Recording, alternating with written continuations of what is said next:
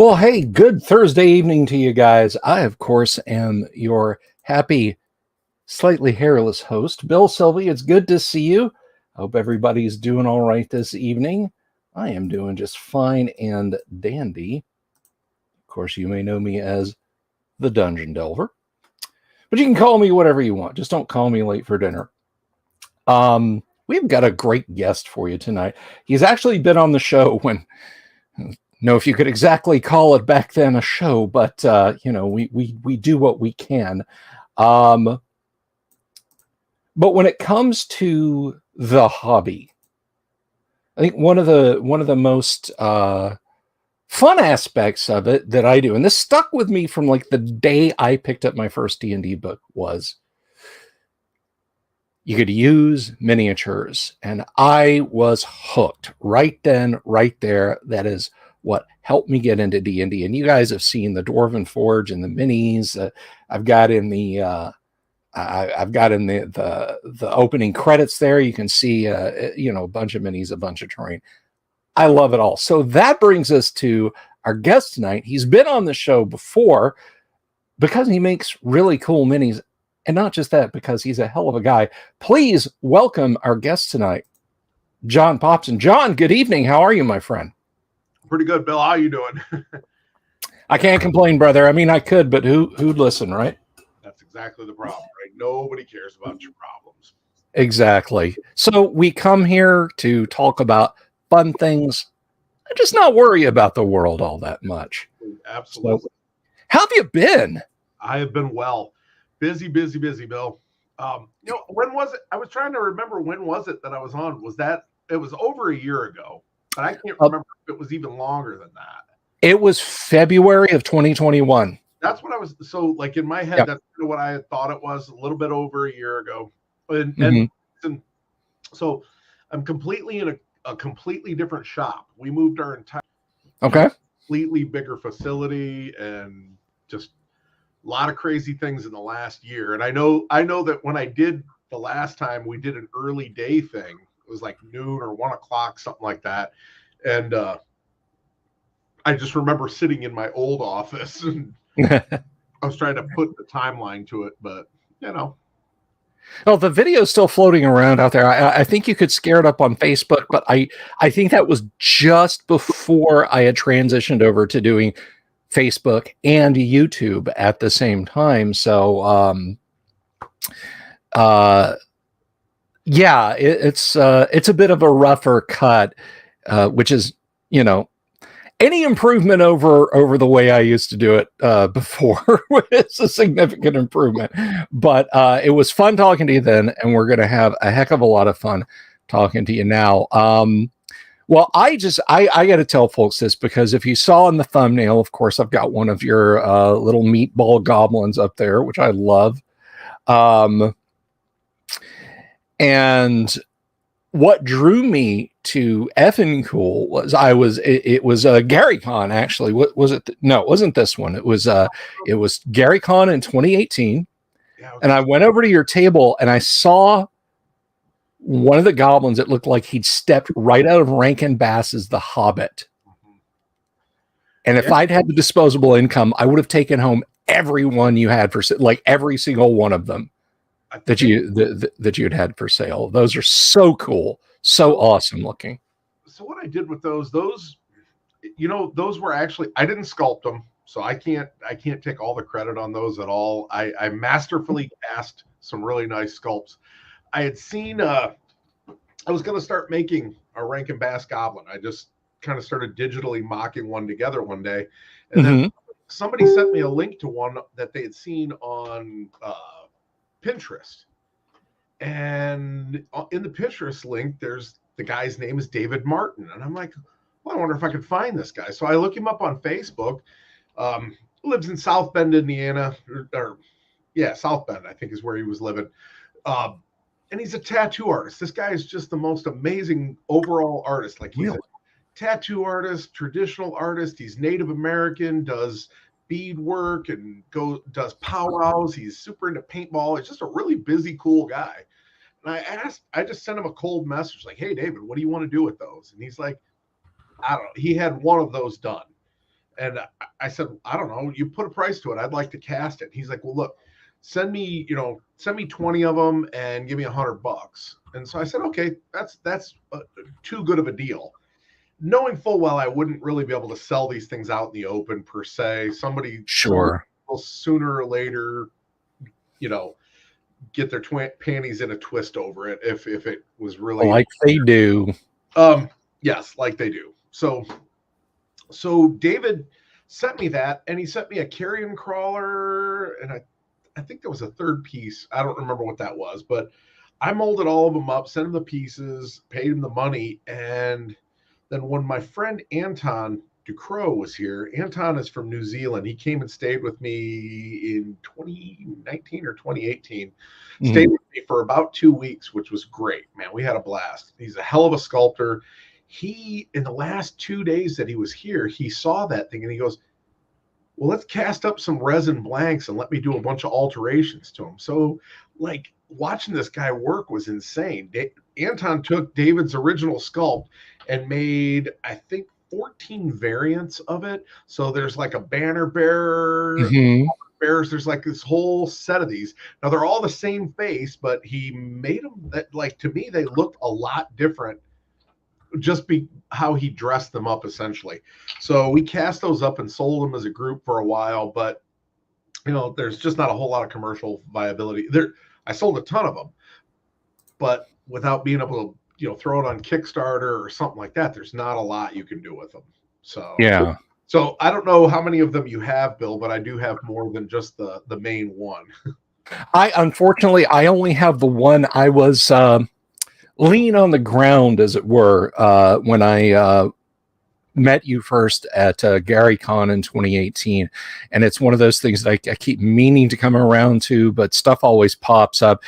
I would replace every goblin in my shell. And I have a lot. I have a ton of Metal Reaper goblins. I would, which is not a knock on Reaper. Nope. Okay. But I mean, because they do beautiful stuff, and that's one thing. I mean, this is for more for the audience, but every miniature company out there that's putting stuff out is doing amazing stuff. You cannot just say, I will only buy minis from this company. But I will say that if you want Hobbit / Lord of the Rings Rankin Bass goblins, get them from Effincool, because they're the only place you're going to get those. And these are simply gorgeous little guys, and I cannot wait to get more of these on my shelf. So check them out, buy lots of them. Except Luther Pendragon. Luther isn't into minis, apparently. Yeah, well, Luther is both Statler and Waldorf for the show. Okay. So, yeah, take what he says with an entire Russian penal colony salt mine worth of salt. I will. I'll take it as intended. But so you were talking about resin casting. That is something else that's changed, sir, since the last time we talked, because even as recently as early 2021, resin 3D printing has changed so much in the 14 months. And if you recall our discussion, I was very much, look, I can't have this in the house. I can't fill my house with toxic chemicals. They do water washable plant-based resins now. I bit the bullet. I got myself an Elegoo Mars 2, and I got to say, I love it. They're nice. Can I say something? Can I break your bubble just a little bit? You can burst my bubble. Yes, sir. Water washable and plant-based does not make it any less toxic. I still glove up, I still mask up, and I still wear eye protection when I go out there. And it's out there. It is on the other side of a room with it, and definitely glove up every time. I change my gloves when we're doing master printing. I change my gloves so much, it's insane. Like mold making, between mold making and master printing, I go through boxes and boxes and boxes of gloves, because the second you get that stuff on, any of that resin, and then you want to grab your glasses and, you know, Yep. Do this, scratch your eye. Yep. I had, when I first got the Form Labs printer, I got a bunch of that in my eye. I got a bunch of their resin. Oh, wow. Oh, gosh. Days and days of that eye just being blurred over and like couldn't quite clear it. Oh, so yeah, but I am Captain Safety out there. I even jokingly told my doctor, as we were chit-chatting during my physical, I said to her, I said, you know, she said, she's going down the punch list, and she's like, you haven't started smoking or using any narcotics? And I said, no, but I have recently started to dabble in working with highly toxic polymer resins in my garage. And she laughed, and I explained the resin printing, and she's like, make sure it's ventilated, use nitrile gloves, use a respirator, and you're fine. So absolutely. But no, that is a bridge that I did not think I would cross, and I'm so glad I did. I mean, I'll still buy minis. Yeah. The thing is that we're just in a weird time, right? But there will always be, you know, I've got a couple of really good friends who have companies also that, you know, we're mostly friends through the fact that we're all doing the same thing. So, you know, I've got one of my buddies I talk to pretty much every day. I keep reinforcing to him, like, look, I don't care what you do, there are still going to be people who are not going to screw around with the hobby end of 3D printing, the mess of cleaning up resin, the failed prints, changing FEP, and all the stuff that goes along with 3D printing. There's just a level of nerd that wants no part of that, right? So, like, yeah. I always make everything in these like ever complicated Venn diagrams that are like, you know, the overlap of, you know, guys who like minis. Like, so we have a license for Cobalt Press. We make pictures for Cobalt Press. Well, you would think that'd be extremely lucrative because, you know, their Kickstarters are doing $500,000 to $850,000, right? Right. And I'm not saying they're not lucrative. They're a great company to work with, and I really am happy with our arrangement.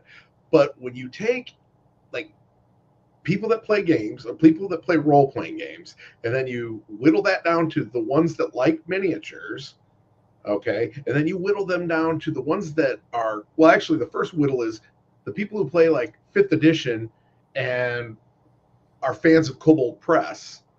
Like, it's just an ever increasingly smaller subset of people. So, you know, you have to find somebody who first off plays Dungeons and Dragons, second likes Cobalt Press's products, third likes miniatures, fourth doesn't expect 3D printed stuff, are willing to spend the money that it takes to actually physically produce a miniature rather than just 3D printing them.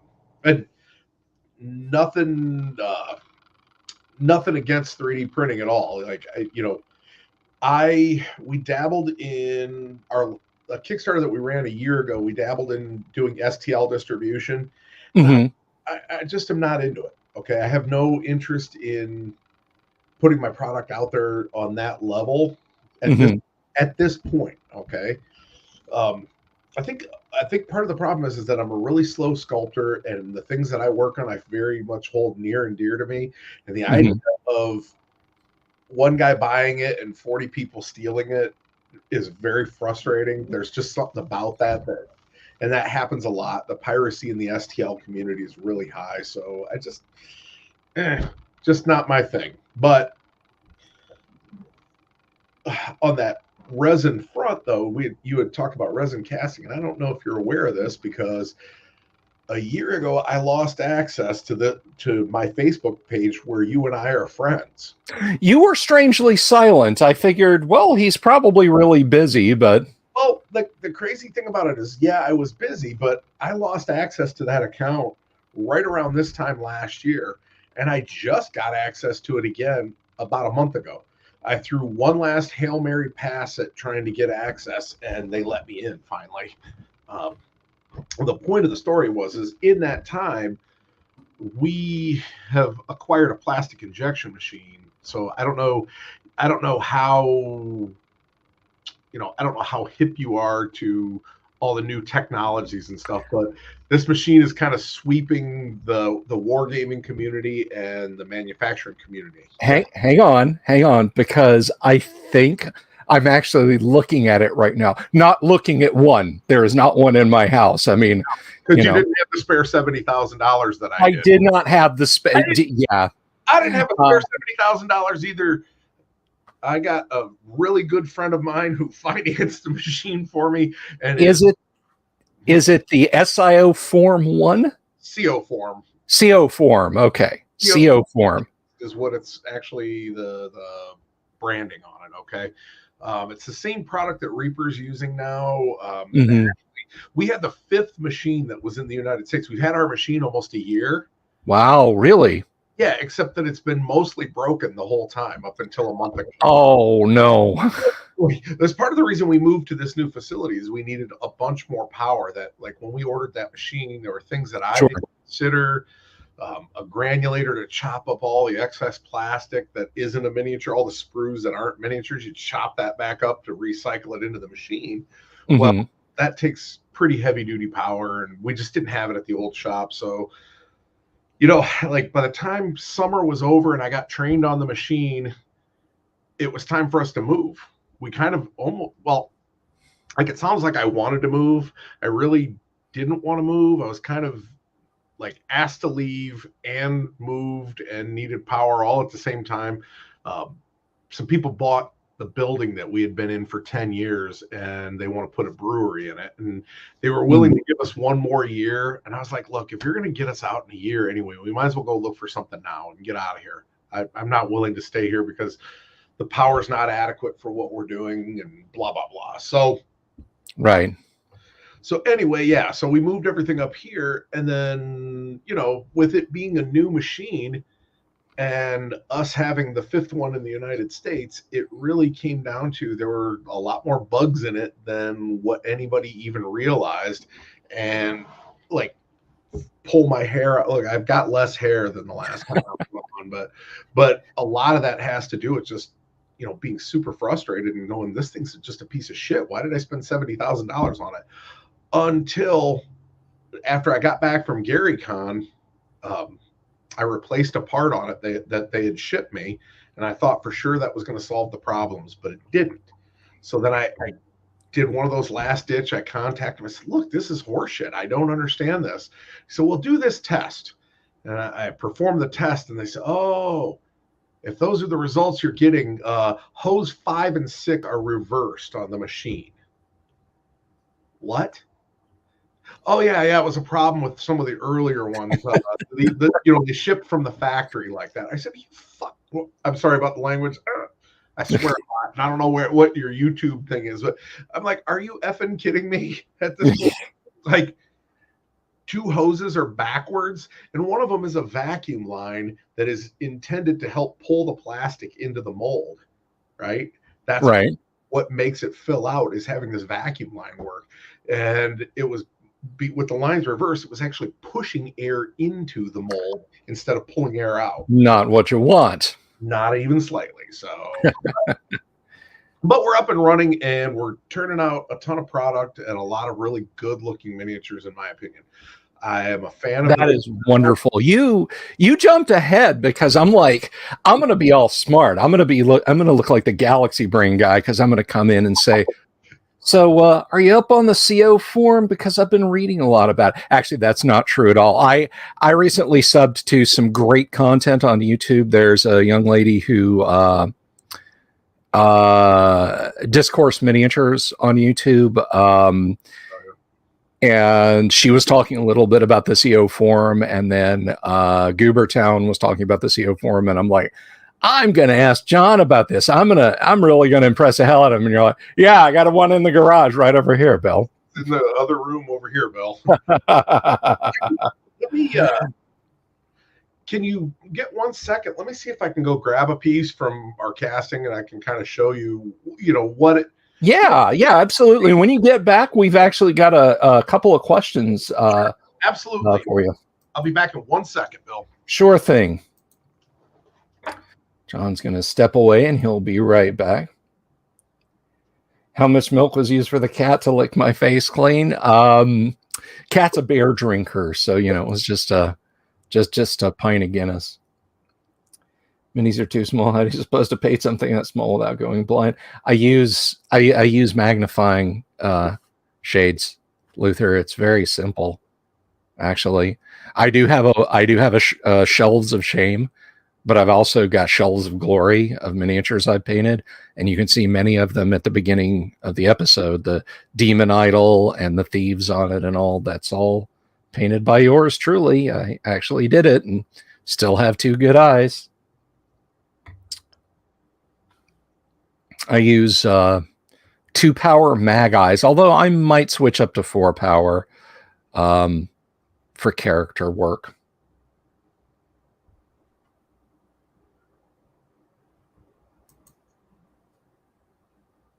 Where I'm coming back. Oh.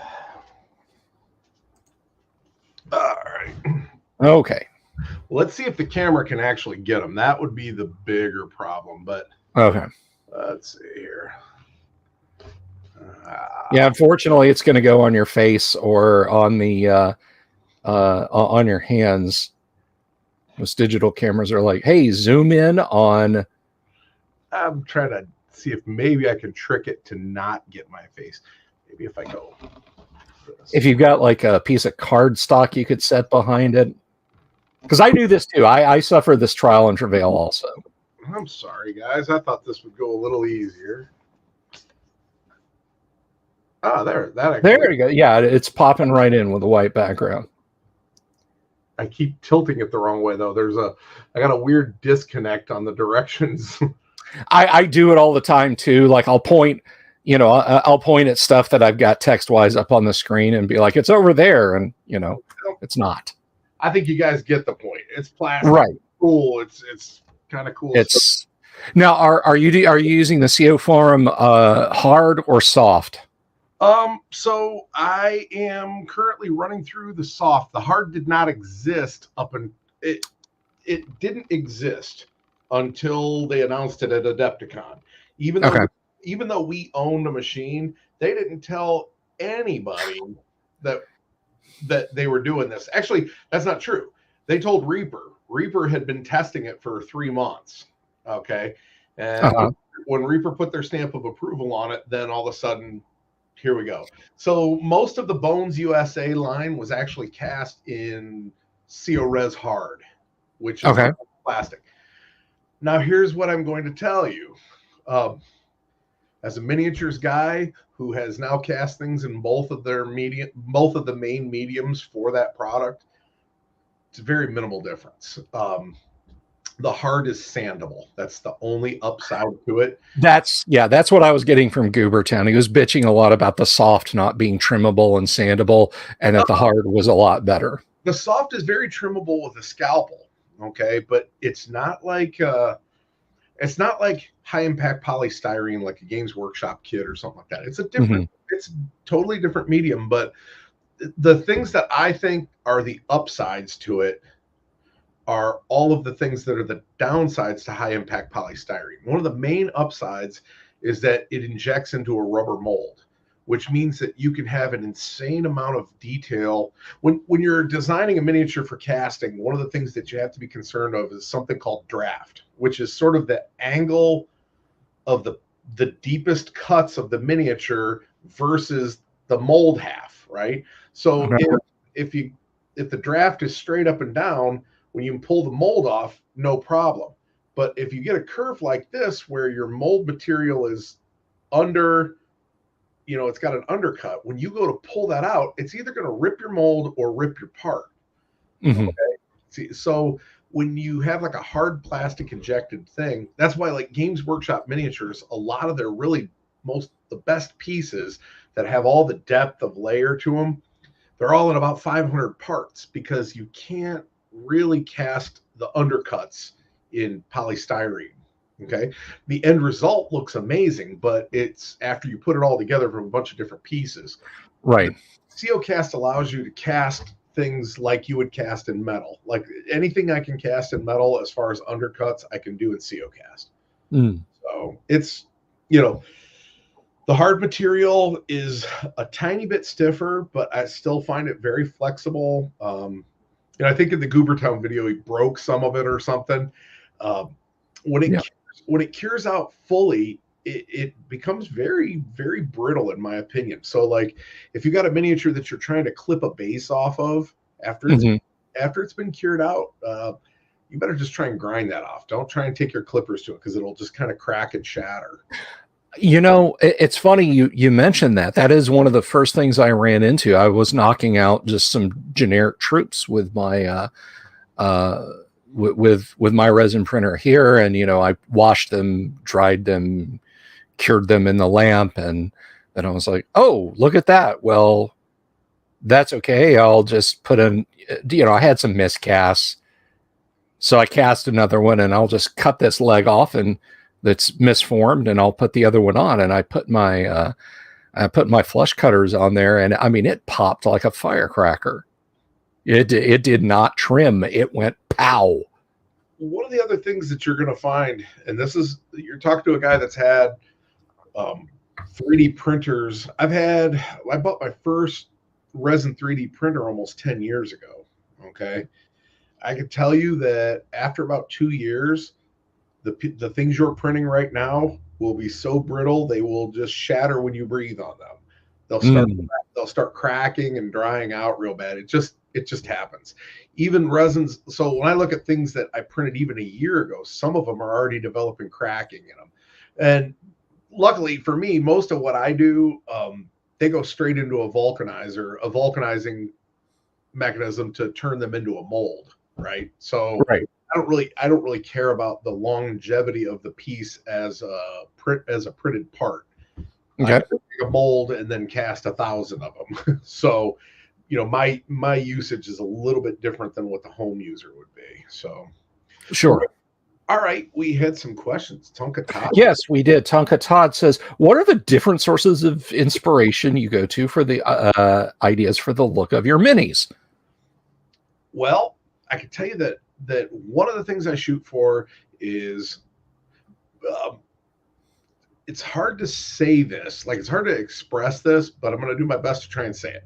Right? I'm a very slow sculptor. I'm very slow at it by everybody else in the industry's standards. It takes me way longer to do the things that I do, and there are people that are just faster and better.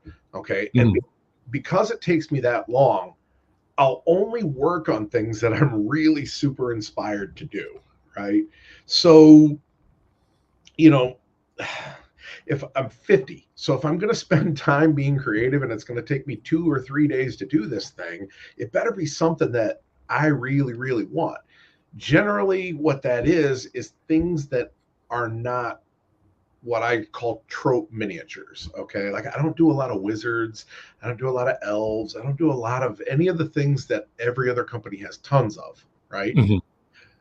Because why, you know what I mean? I'd love to sculpt some really beautiful elves, but man, you know, Darksword, Jim Ludwig does some amazing work. You know, the miniatures they have are amazing, and Reaper does a lot of really good elves. Bobby Jackson does really great stuff for Reaper, and you know, so at a certain point, if I'm gonna do it, it's got to be something I'm really interested in.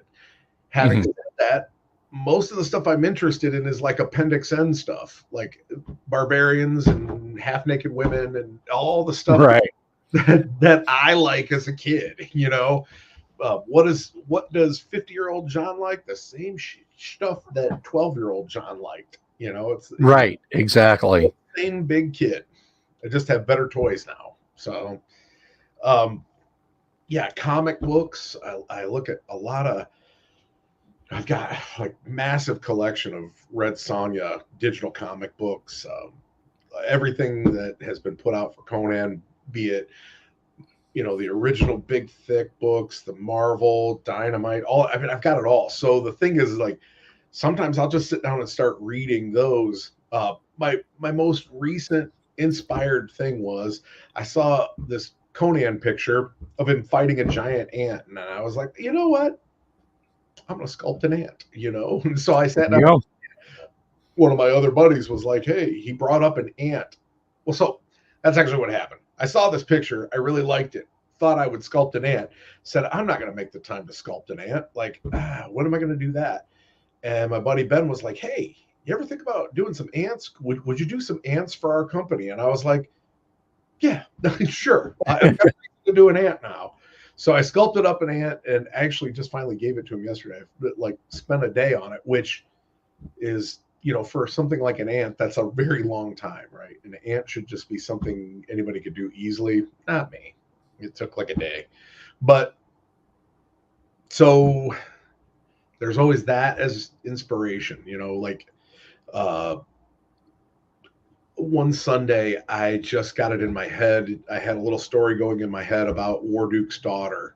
And so I made a War Duchess. I had this whole story in my head where after Warduke died, his daughter took up the mantle, started wearing the armor. And the next thing you know, it's a Sunday and I sculpt War Duchess. And I sold a ton of those, right? So, it could be anything like other miniatures that I had as a kid that inspired me. So that, like, specifically these very skeletons that you can only see the tops of their heads, but actually that's actually a better view of them, I think. If I put them in the right direction, you can kind of see them a little. See better. If I can. That kind of centers them a little bit. There we go. Well, the first miniatures I had, I stole and got caught stealing them. I think I told you that story.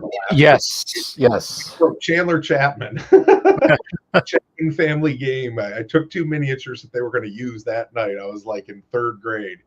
He calls me up and says, hey, just bring them back. No hard feelings. And I was like, I didn't take your minis. Yes, you did. No, I didn't. So, but I think the first miniatures I actually bought, the first ones that I actually bought were a set of 3 skeletons. Like the 3rd one's in there, but the 2 of them are very much look like these. And I kind of updated the look of them. Nice. I made them digital and did this whole thing with them. But, Tonka Todd has another question. I think that. Yes, he does. Are all of your minis the small 10 millimeter scale? Mine are 32 millimeter scale. So pretty much nobody makes 25 anymore. 28 became the standard. Then Reaper kind of started making 32 millimeter miniatures and calling them 28 millimeter heroic. Yeah. Which just essentially means that the bodies are bulkier and they're taller. Most Games Workshop stuff is bordering on 35 millimeter now. So, the scale creep is moving up and up and up. And so go ahead.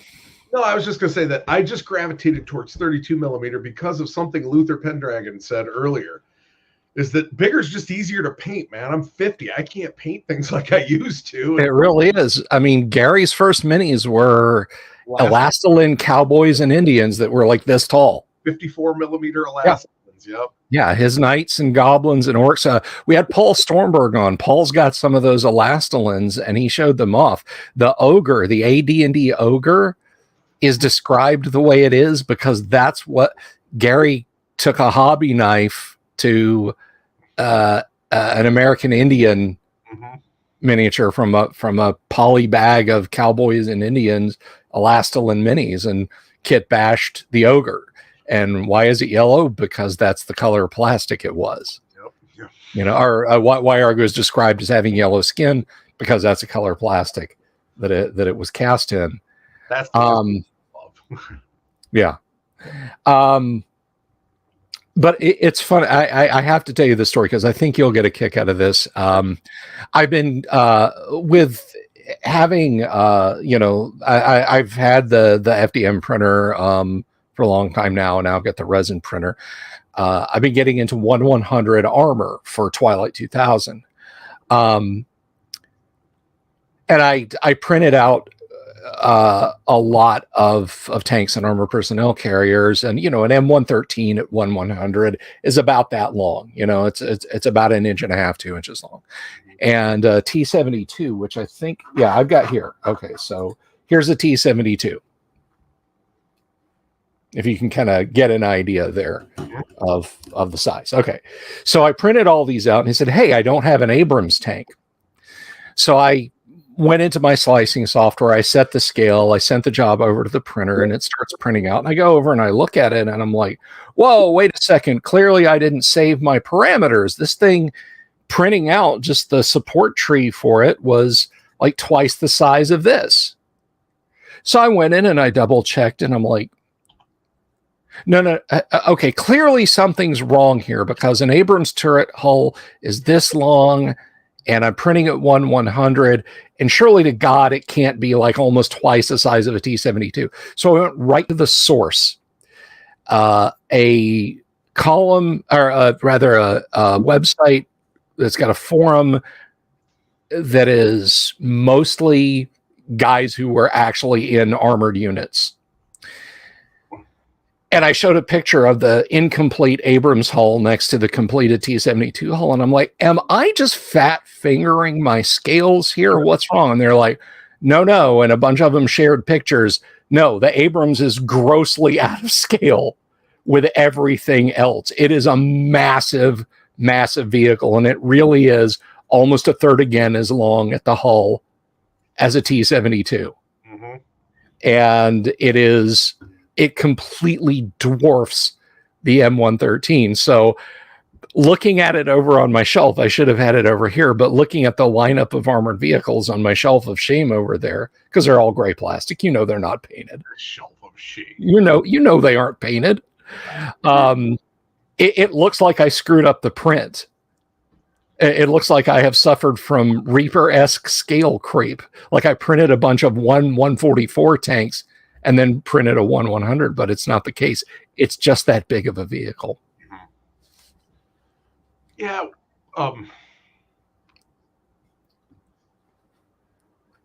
It's kind of, scale's just a weird thing, right? Yep. One of the things that we run into is that, the expectation, there again, it's always kind of, I'm trying to make it sure that I don't use like industry terminology much, right? It wants these skeletons and not me now. The expectation has been changed on what scale is, right? So I could put a 25 millimeter miniature next to you and a 28 millimeter next to you, and you would see the difference. 3 millimeters doesn't seem like all that much, but you would go, oh yeah, that 28 millimeter looks really a lot bigger. And you would also do the same thing with 25 to 32, obviously, and 28 to 32, right? Mm-hmm. But if I didn't tell you what the scale was, and you took the miniatures I gave you and put them in next to your game, you would never even compare them, right? Right. The natural output for Hero Quest is about 34 millimeters. Or not Hero Quest, I said Hero Quest. What is it? Hero Forge, right? Their miniatures say they're 28 millimeter, but I can tell you, and you can move them all around, but I can tell you that they're not. That they're, if you take a character and you just measure from the feet to the eye, right? Mm-hmm. But you spread his legs, right? So scale is a relative thing. It really isn't a measure. It's adjusted based on foot to eye standing upright. Okay. So that's what the heroic thing became, right? Is that right. Their legs would be spread out like this, their stance would be lower. So if you lower the waist in the thing and then you move it so that they're 32 from the foot to the eye, the whole thing, if he was standing upright, is now 35 and 36, which is why like Space Marines from Games Workshop look so massive and huge, right?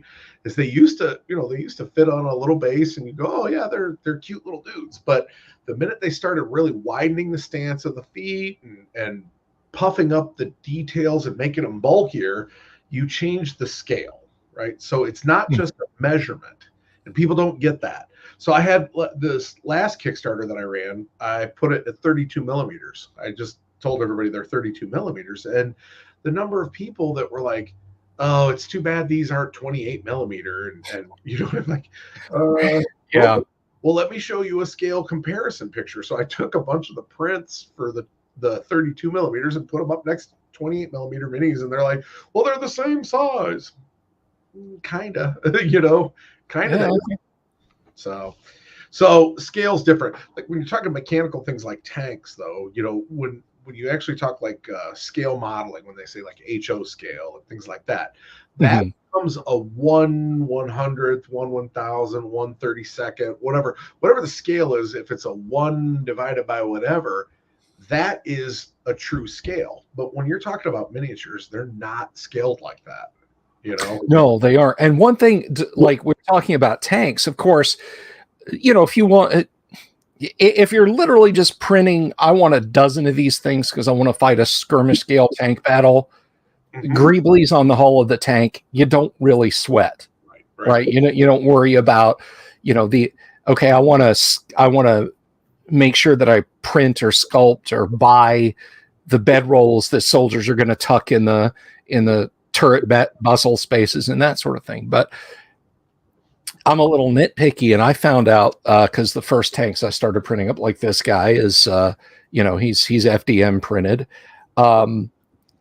You can't print a 50 caliber machine gun at 1/100 scale with an FDM printer because the barrel is about 3 millimeters long and a fifth of a millimeter in diameter at 1/100 scale. Right. So that you throw that at the printer and it's like, I'll do my best, boss. And when you get the print, you've just got a little knot, just a little pinhead of you know, and it's just like, I did what I could. People have a hard time with that. So right now, one of the downsides of the 3D printing revolution, the resin 3D printing revolution, where you're now getting really amazing quality prints out of relatively inexpensive, right? Mm-hmm. A $300 Sonic 4K Mini puts some really amazing. They're just really ridiculously good printers. I've got 4 of them, so we use those for prototyping all the time because they're fast and turn out really amazing quality. But what the problem with it is this, all right, is that now we have this group of sculptors, I call them, okay, that have Patreons. But these are digital sculptors. They're not manufacturers or they're not miniature makers, okay? Mm-hmm. So I have the ability to look at a 3D render on a screen and tell you whether it's going to be a shit mini, or I keep forgetting, whether it's going to be a crappy mini or whether it's going to be a really good mini, okay? Mm-hmm.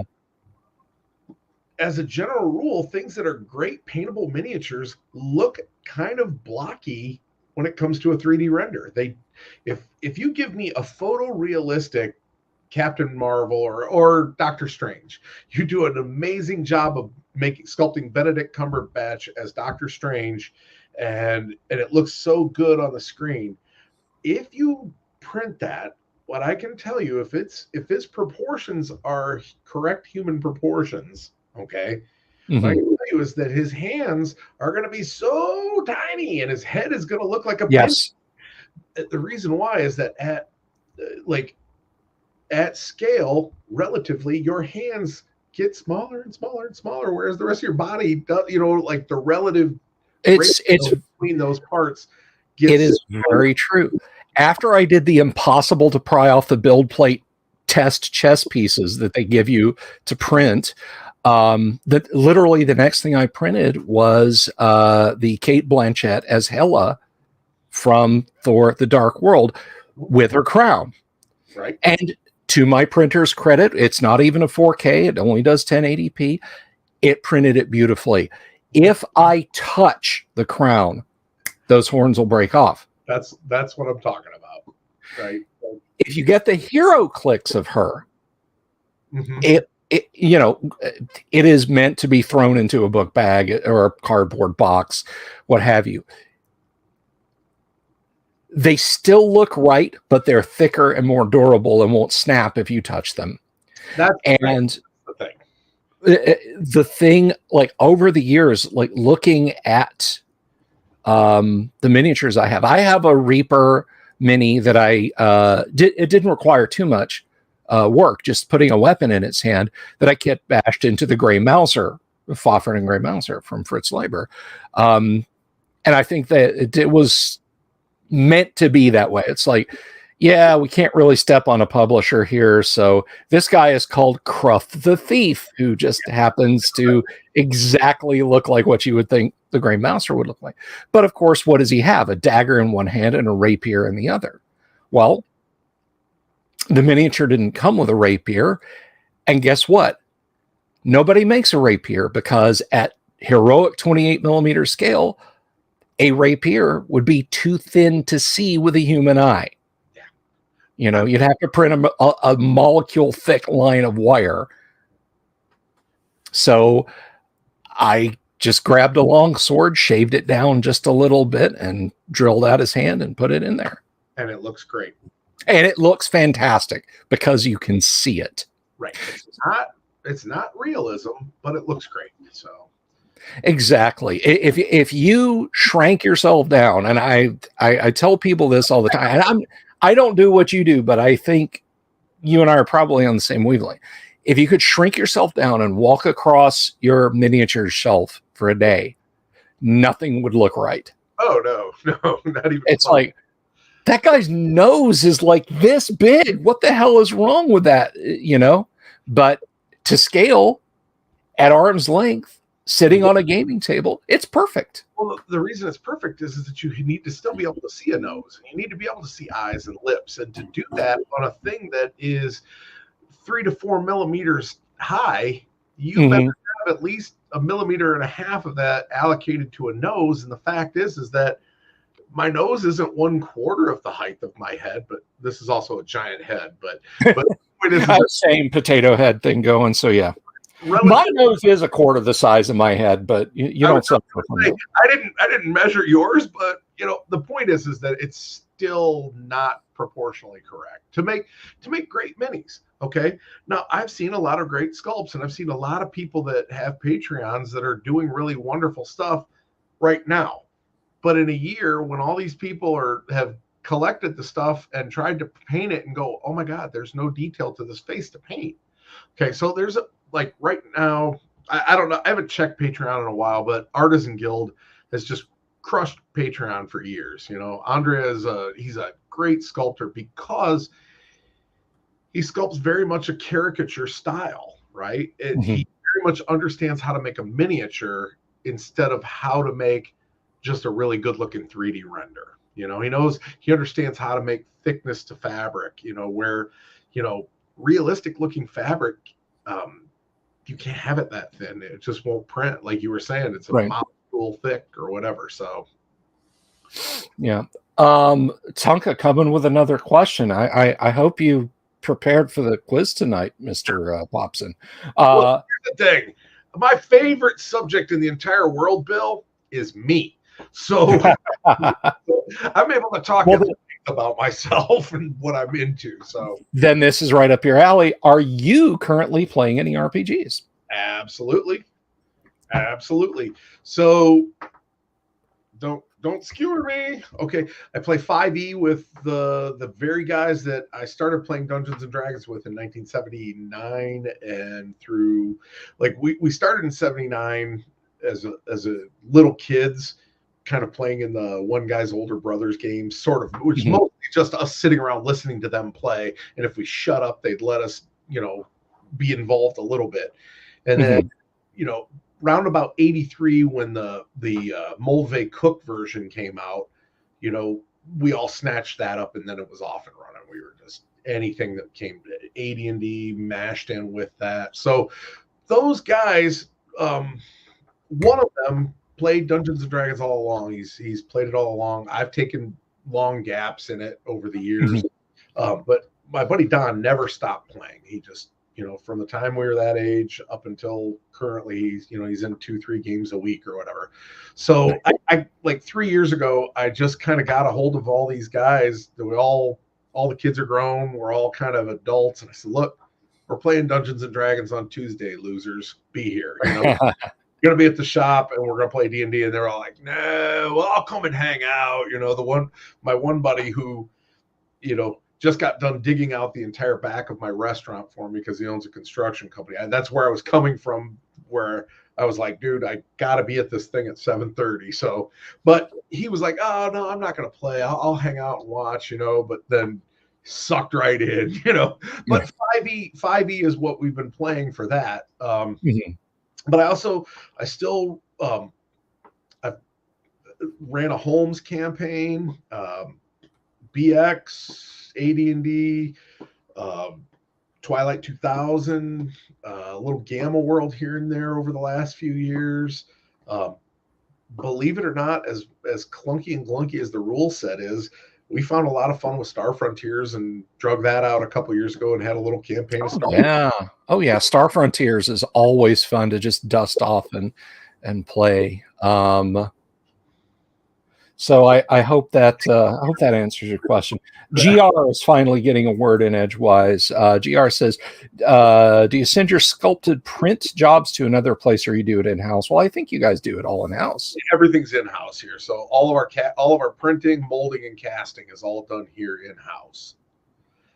Tonka and Luther getting down on me for toxic minis and playing.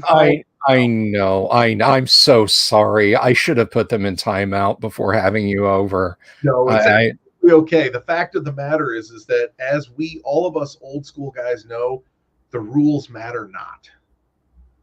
I don't care what rule set it is. I was asked on a podcast, hey, well, you're playing 5e. What rules would you change? I wouldn't change them at all. It's just a different game. It's not the game I grew up playing, right? But if it's a common ground that we can all get together on, that's fine. I would change the rules, but that's... Yeah. Well, but what you would do, how would you change them? Okay, let's get to that. Let's talk about that for a bit. What would You're asking me, what would I change? Separate XP trees for each class. Okay. More granular saving throws. God, you know what? You've already ruined my metrics, so I'm just going to say it. God damn it! I would flip armor classes the way they should be, from armor class 1 being good to armor class 10 being bad, because I know why that's that way. I do too. And so I would keep that. I would revert to 1 gold piece equals 1 experience point, depending on challenge. If you beat up a sickly kobold that happens to be sitting on a bag of 5,000 gold pieces, you ain't getting 5,000 XP for it. But if you beat up the huge ancient red dragon that's sitting on 5,000 gold pieces, you're going to get that and more. Gosh, let's see. I would probably, and this is going to be just a handful of glass, gravel, and sand into your transmission. I know it is. No. I would reinstitute demi-human level limits. Okay. And I would set it all in Greyhawk. Here's what I'm going to ask you then, Bill. Yes. Let's just play AD&D, right? Reissue AD&D completely, and let's just play AD&D. Exactly. So that's and that is why when folks say, would you consider playing 5e? And I say, well, I would institute these house rules. When I take a long look at it, I realize, we'll just play I've already got AD&D. But here's the thing. Here's the thing, John. And I'm gonna say this.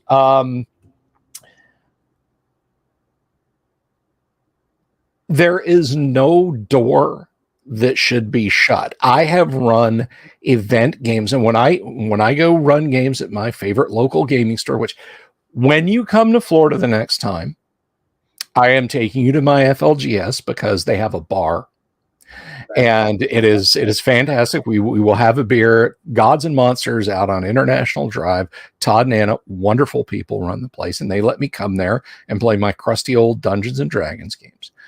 When I run original D&D and first edition AD&D out there and folks sit down at the table, I have never had somebody walk away saying, that sucked. I wish that I could have rolled more dice and had a skill set and had more feats and this, that, and the other. What I have heard is, that was so cool. I felt like I could just do anything and not worry about it. And if someone starts out playing 3rd edition, the edition between 3rd edition and 5th edition, or 5th edition,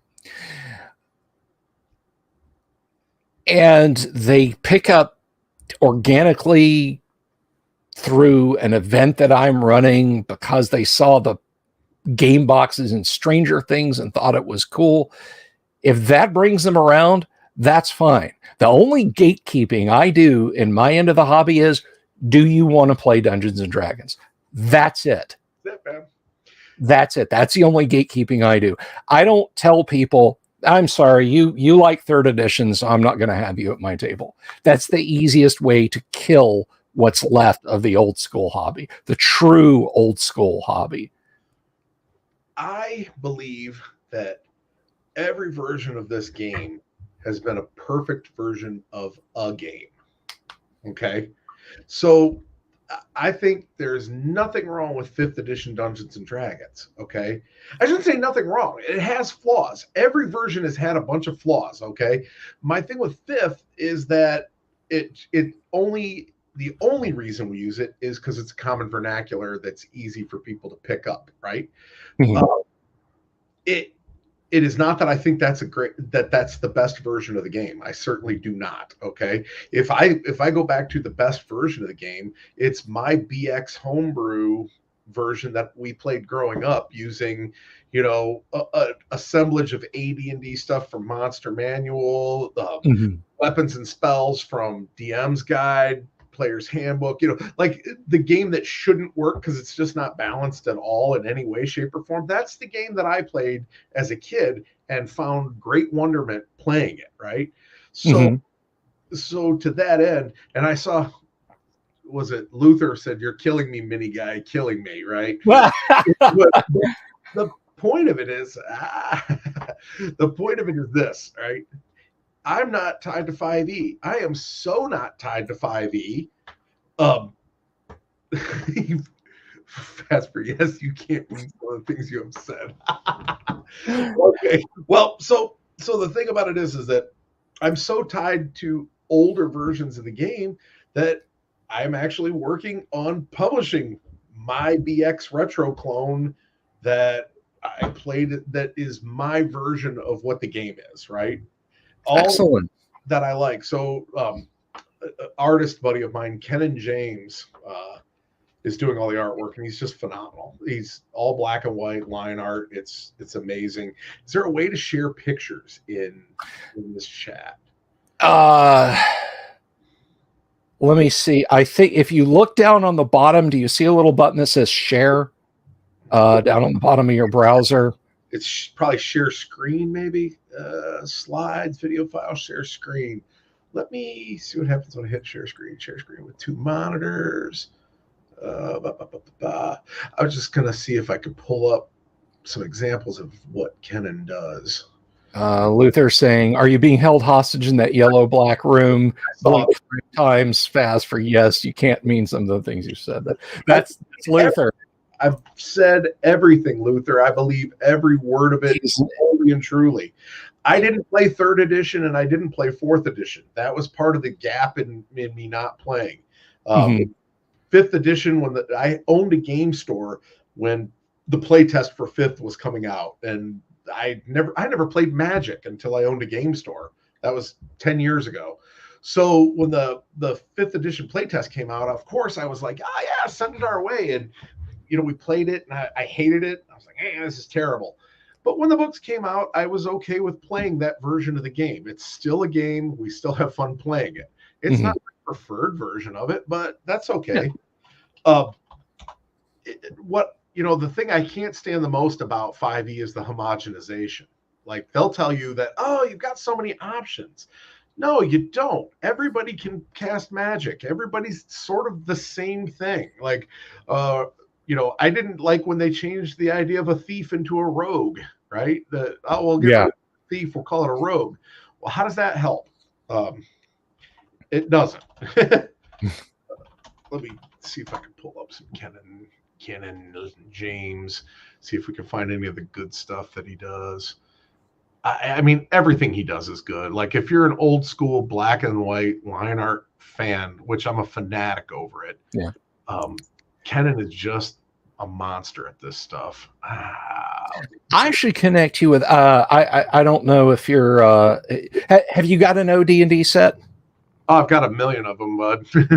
So I've got box sets. I've got a special one that I'm one of 7 people that has a reprint version of OD&D that a certain old school 3D printing guru printed up and gave to some special people. I was very lucky to be included in that. I've got Nice. the WotC reissue box that's sitting right up here. This, Yeah, mine's across the room. Damn thing weighs as much as a car battery. I don't want to go drag it down. But this, I actually, he and I kid about this. But when I got Art and Arcana, that book, which I know you've got a copy of Art and Arcana, absolutely, the deluxe version. But I cyber stalked Tracy Lesh, and I found out he actually lives in my neck of the woods. And Tracy is an awesome guy. I worked with him on a module release I did of a project that I had worked on with Gary. I love the old school black and white art, man. Yeah, let me. I can share that now. This isn't for Kenan's project, or this isn't for mine and Kenan's project, but this is kind of like an example of. Let's see. Like, can you guys see that? I can add to stream. Yeah, that's all we wanted to do is just kind of see. Yeah, that's nice. Oh, and he does these post-it note sketches. At least like a little xenomorph action going on there. Yeah, Kenan is sick. So that is one thing I've always envied. I guess you and anyone who can do 2D art. I mean, we were gaming one night, and as we were playing, as my Monday night game is 11 people, and that means waiting on the go round. And Tracy just like starts to sketch, and he's like, "Oh, you guys want to see what I've been just drawing tonight?" It's this beautiful character portrait of one of the other characters in the game, this dwarf. And I'm just like, how awesome must it be to look at something as a 2D artist or as a sculptor to say, I want that in my game. Yeah. And then you make it happen. I mean, I can't do that. I have no talent in that area whatsoever. I can stat it up. I can write an adventure around it, but I can't visualize it. Like, that's his Cobalt, man. I just am sick in love with that thing.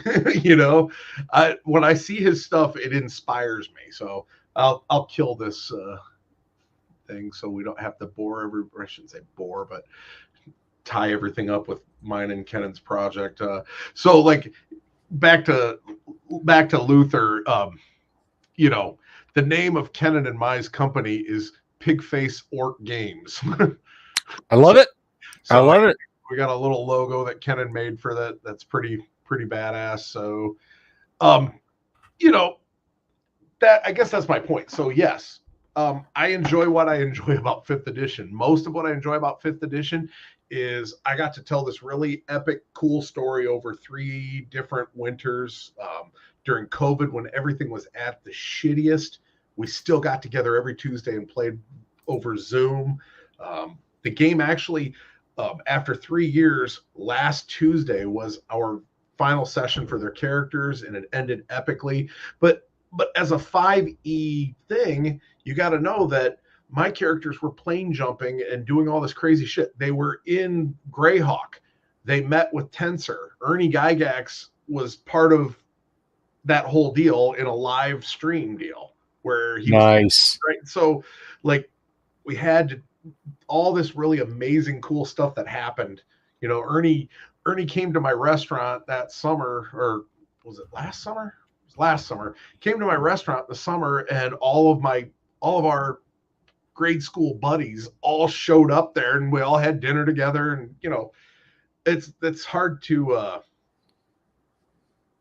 it is hard to quantify that by niggling over rules, so to speak. You know what I mean? Yeah. Like, to me, the rules just don't matter. It's just having a common vernacular that we're all wanting to speak the same language. Like you said, all of the things that you pointed out are all things that I have problems with 5e, right? Mhm. But if I'm gonna play, my buddy's kids are, they range from 13 to 19 now, and they started playing D&D with us 4 or 5 years ago.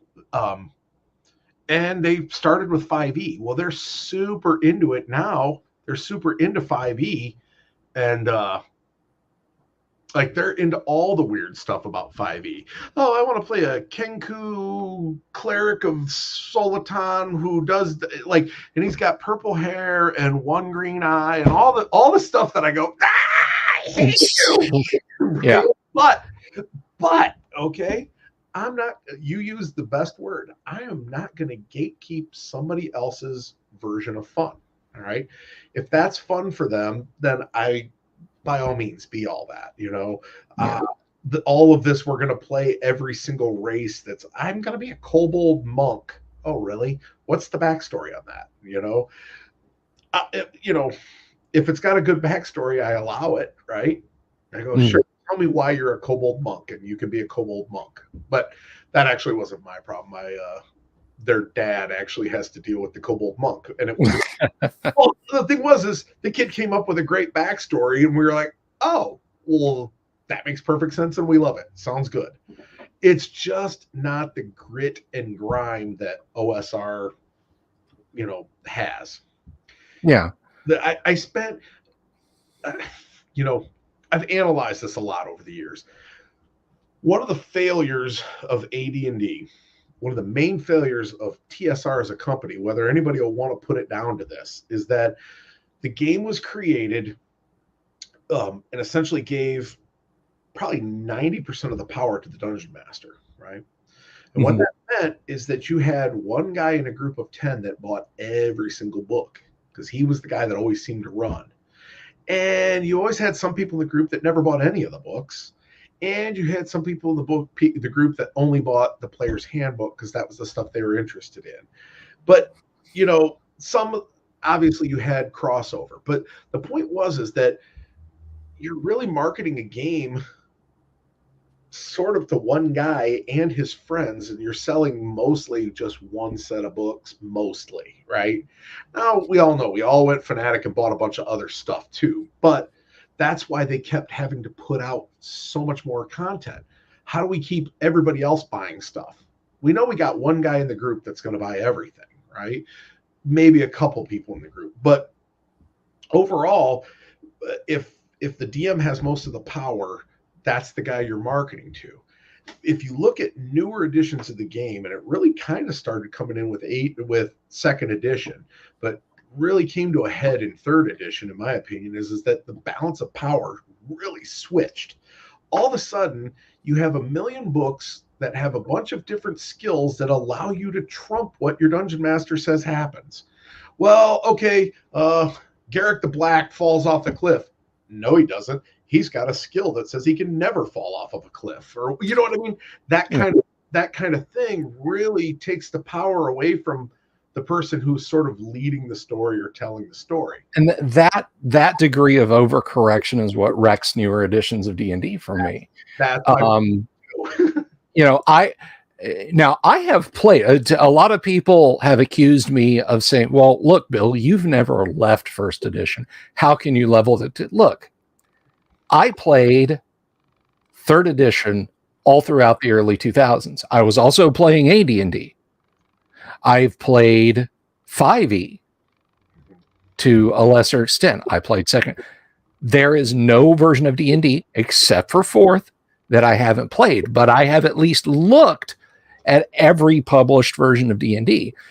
And 4e flat out says Hey, players, tell your DM to give you these things. And if he balks, just remind him that rule 0, the rule of cool, should trump everything. And you should have these magic items by the time you get to this level. So make a list, give it to them. DMs, make sure you do this for your players.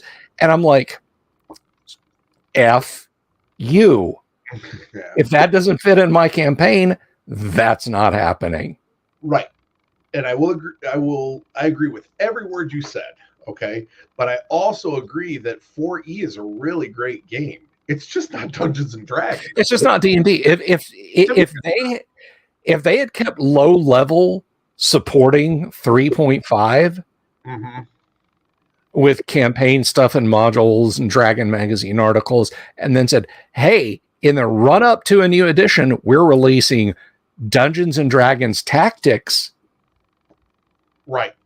Exactly. That probably would have been easier for people to swallow. You wouldn't have seen the resurgence of the capital O, capital S, capital R. And that's just, let me make a very clear distinction. The sort of hidebound monolith that is the capital O, capital S, capital R, that ain't me. That ain't my thing. Me neither. Be seen on these Facebook pages, be seen in these in these subreddits, be seen in these Discord channels. That ain't no. And they certainly wouldn't have bled off customers like they did to Pathfinder. I mean, Gary told Lorraine before he left, he was trying to keep a positive attitude about things. And they said, when they started talking about introducing a new edition of the game, he said, you really should evergreen older versions of D&D. Don't shit can them. You will lose a good chunk of your customer base. Well, guess what? 2E came out, and that's exactly what happened. Yeah, for sure. Tonka had kobolds with dog faces, but he called them kobolds. Tonka, how are you even trying to throw shade at me spelling that kobolds with dog faces? Dog faces only, man. Aerolotus. Aerolotus kobolds. That's right, buddy. Page 31 of the Red Book, Moldvay Cook, with spear going through the snake. That's right. But every successive version of D&D, and I say this about 5e with respect to 4e, for reasons that escape me, they've fired their player base. Basically, yeah. They have essentially fired their fans every time, and it's kind of baffling to watch, All right, Cal's saying yuck rules. Cal, give me miniatures questions, my friend. You've bought enough of my miniatures. Give me some. You can't just, once again, you can't throw yuck rules out there. Give me questions. Give us some stuff to talk about.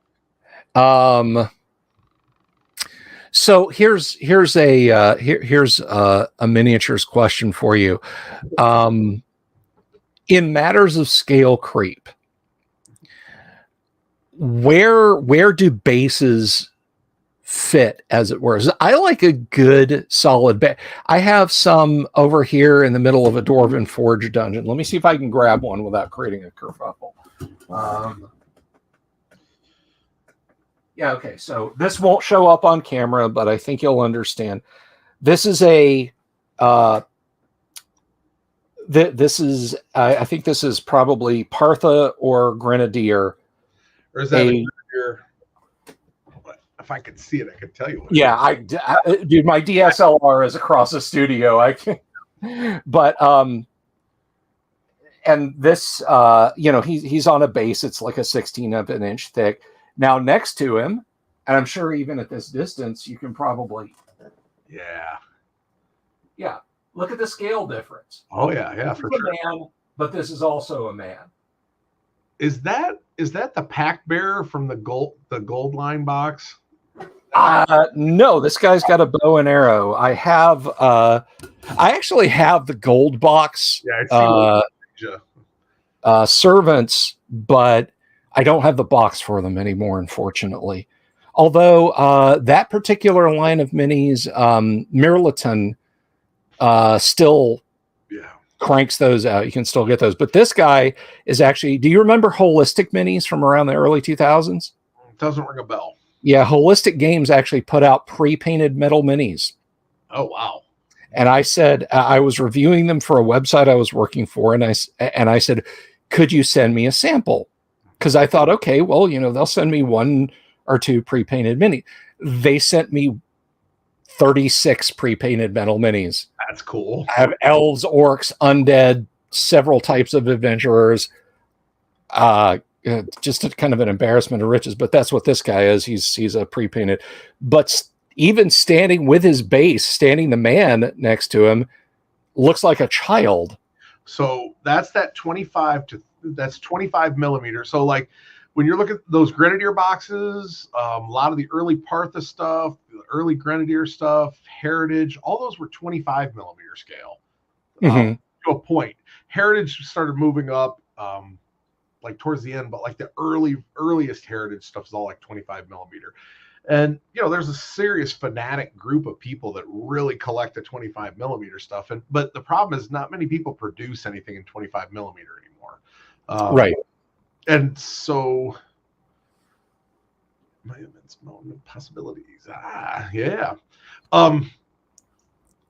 So, it's kind of weird. I'm forced into a weird situation, right? As a miniature manufacturer, one of the things that I ran into, this is my Gary Con takeaway from this year. I was super happy going to Gary Con. My Sealcast machine was not up and running, right? My intention was to take plastic and metal to Gary Con. It was going to be like my test market because Gary Con's kind of a strange hybrid thing now. It used to be way more old school. It's definitely got a lot more of a new school flair to it now. Yeah. I still love it. I mean, I still love everything about it, but I still see all my people. You know what I mean? Like when I go there, I hang out with my people, but there's definitely a different feel to certain elements of it. And change is always good, or not always good. Change is good though. When it comes to gaming, I'm fine with change, right? So what happened is this, right? I got a booth. My booth was shared with Cobalt Press, which was great. Those people are great.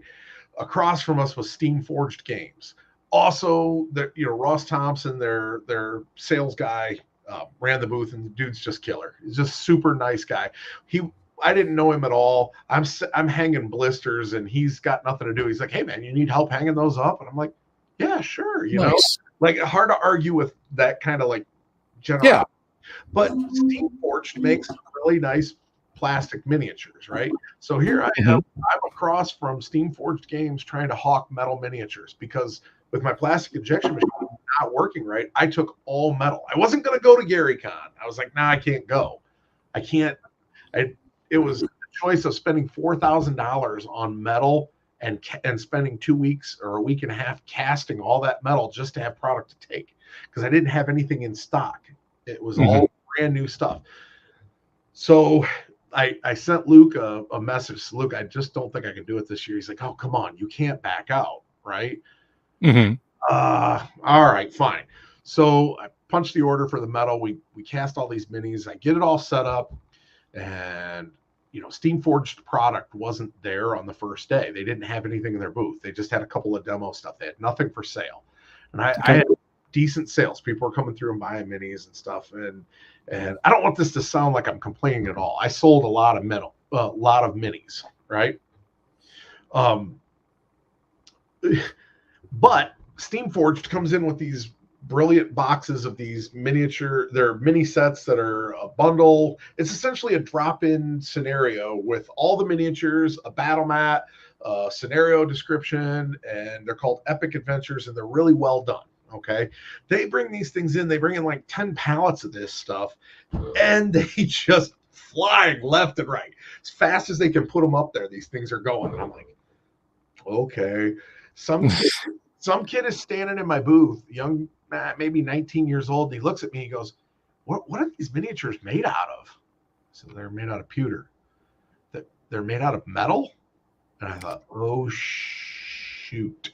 Like my days are numbered as a metal mini manufacturer. I'll always make metal minis. It's where that's where my heart lives, man. I love metal. Metal right now, we're talking $30 a pound, whereas 2 years ago it was 13 a pound, right? Yeah. It doesn't make a lot of difference on individual miniatures like those skeletons. You're talking about maybe 20-cent increase in my cost of material. But all the cool, bigger stuff, you're talking, at least double the material cost. So it makes you have to price things just to where I can't move them. I have this really great stone giant. I think somebody asked earlier what my favorite miniature to use was or something, but it's just my favorite miniature. Do I got a minute to go grab it? Yeah, no, go, do it, go. Grab it from our gaming room in the front room real quick.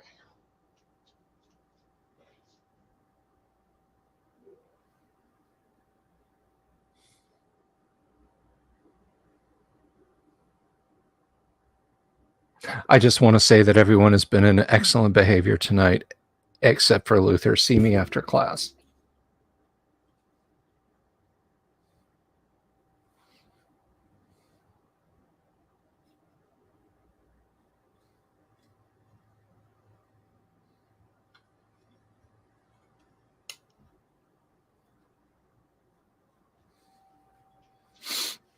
All right. So this is my favorite miniature that I've ever made. Okay. That is my homage to Dave Trampier.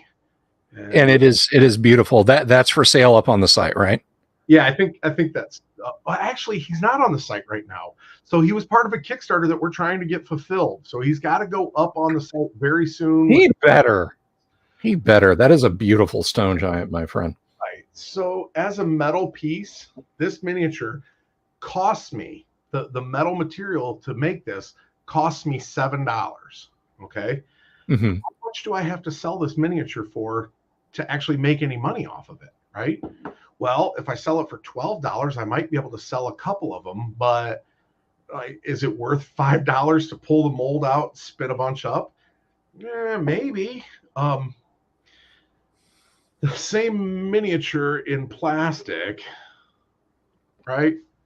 Mm-hmm. I can sell that thing for $7, and I got about 48 cents in plastic in it. Okay. That's the difference. It's these big things that I really like. I really like this miniature, but man, I almost can't afford to do him in metal. If I were doing standard markup, this guy's got to cost $23-24. Yeah.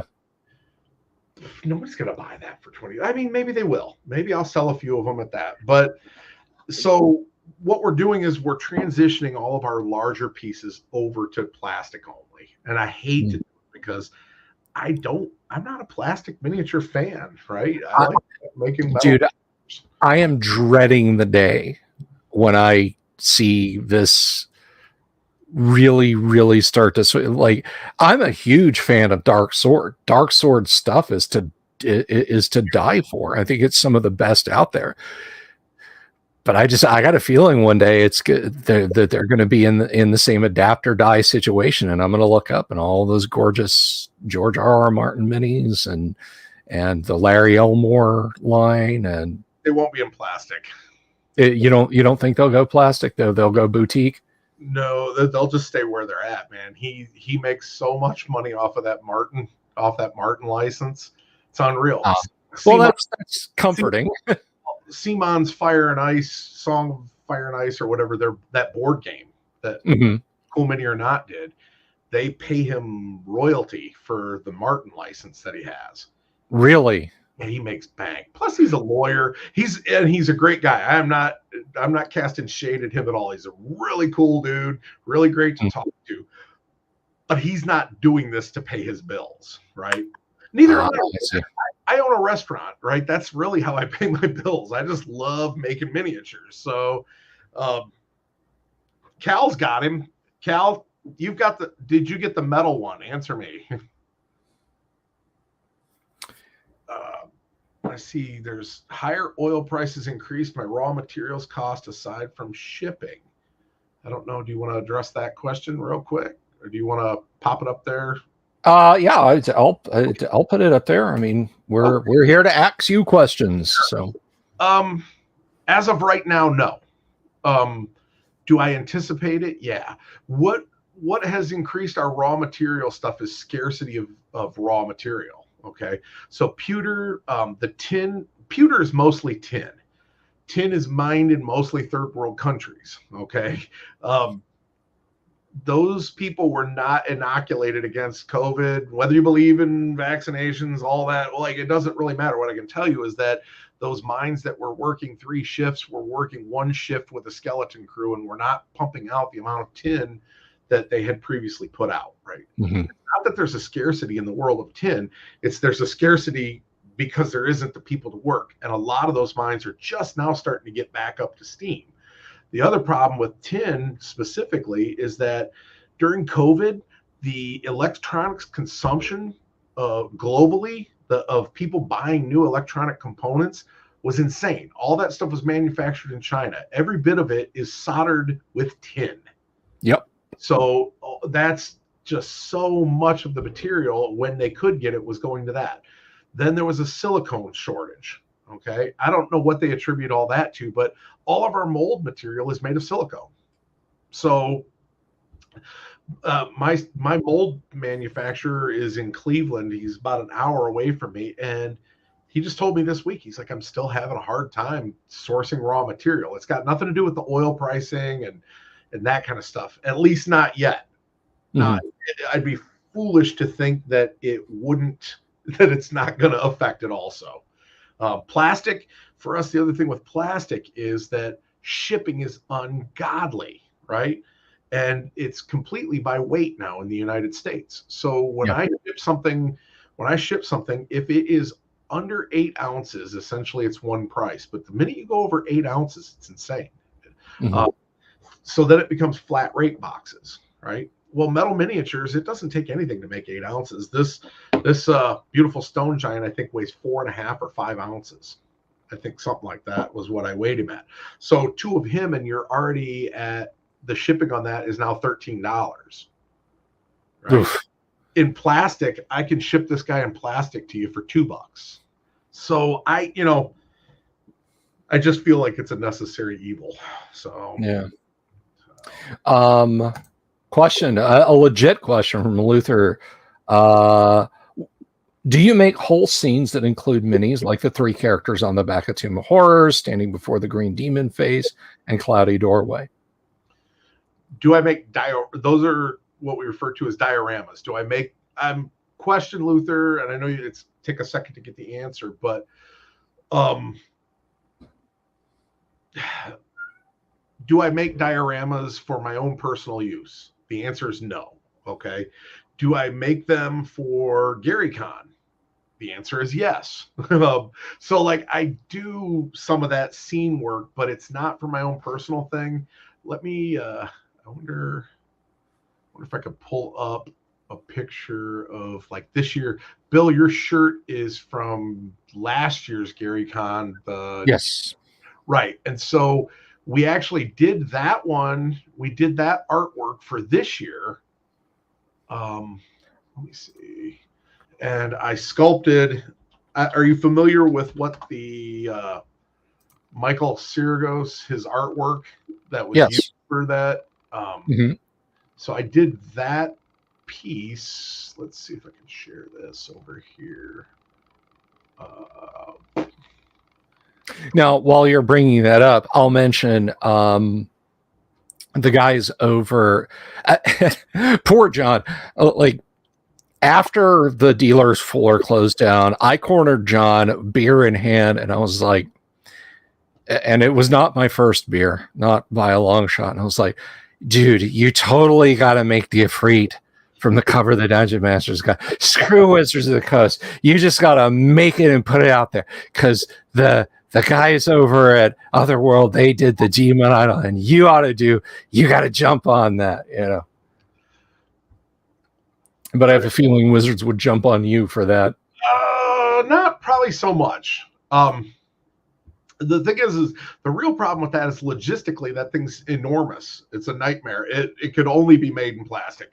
That would cost probably $400 in metal, $500 in metal. Because if you think about the girl that he's holding, and by scale, that thing is just massive. So I assumed that the fighter is or that the wizard is 6'2". It is. Did you calculate in foreshortening? Because the wizard is way closer than the cat. No, I didn't. I actually, now that you bring that up, I didn't, because I was like, no, he's only like 24 feet tall, which is 4 wizard miniatures tall. But now that you bring that up, no, I didn't. Think about her and his hand.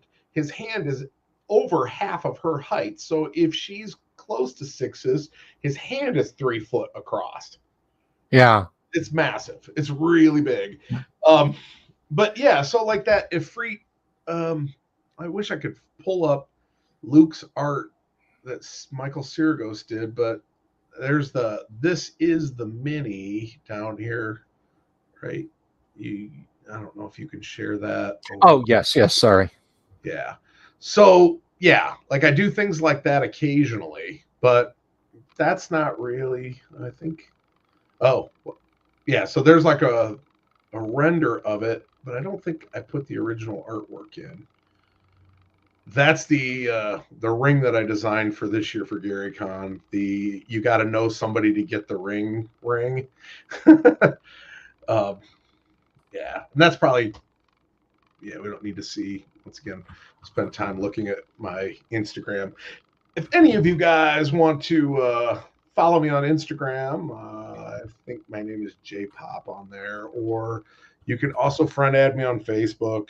I'm generally a decent fella. I don't know. Hell, he talks to me. Yeah, I hadn't talked to you in a while, Bill. So. I know, right? I was like, well, shit, dude. Okay, did I say something or? I had a lot of people that were so. Ernie Gygax and I are pretty good friends. Well, I don't care what anybody thinks about Ernie. Like there are people that really are burning. Yeah, it's the reality of it is that dude has always been cool as hell to me. We've had a great time together. I've gotten to, when I go to Lake Geneva, that's always I stay at him and Donna's house. And so the point I'm getting at on that was oh shit, I lost what I was saying. All my adulation and praise for Ernie Gygax, I forgot what I was trying to say.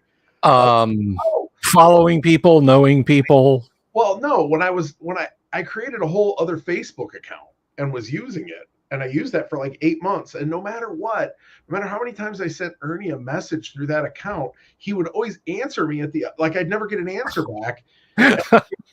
I could see that he was sending me messages to the other account, but I couldn't read any of them. So I'd call him and say, hey, look, Ernie, you got to send the messages to the one that has the painted War Duchess as my profile. Oh, okay. And the same thing would happen again. So, oh, geez, he completely boomer it up. A lot of people thought that I was ignoring them, I guess. So I just figured you were busy. Now there was a Project X that you and I had talked about back when we first discussed, and it had to do with the Rankin Bass meatball goblins, but I don't know if we want to talk about that. I don't know if that fell through. Should we just? It fell through. We can talk about it. It's not that big of a deal. Okay. I don't care so much because it's not. I care because I wanted those miniatures. Damn it! I would have loved to have been able to follow through with it, but it just didn't come to fruition. So Joe Manganello wanted to get involved in producing all of the miniatures from Rankin Bass Hobbit, Rankin Bass Lord of the Rings. Right? Mm-hmm. This is a Hollywood guy, so I thought, okay. Let's track down the licensing. So we called Saul Zentz, who owns the movie rights, Warner Brothers owns the movie rights. Saul Zentz own the Bakshi version of Lord of the Rings. Yeah, they didn't own the Rankin Bass stuff. Warner Brothers technically bought out Rankin Bass, so we got the sign off from Saul Zentz. And then Joe went to Warner Brothers and they said, well, we don't own the rights to that. Like, and so, well, who does? Well, we don't know.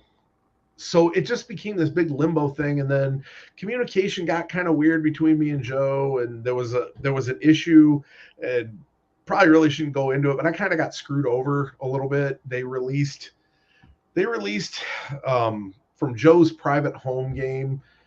They released a set of miniatures through WizKids. Okay. Except that one of those miniatures was 100% my design for Paul White, the Big Show, the wrestler. Yeah. And I also designed one for Tom Morello. Okay. Well, Tom's was kind of a conglomerate of a lot of ideas that Tom sent to me, but I sculpted it. Okay. That was Kamathi.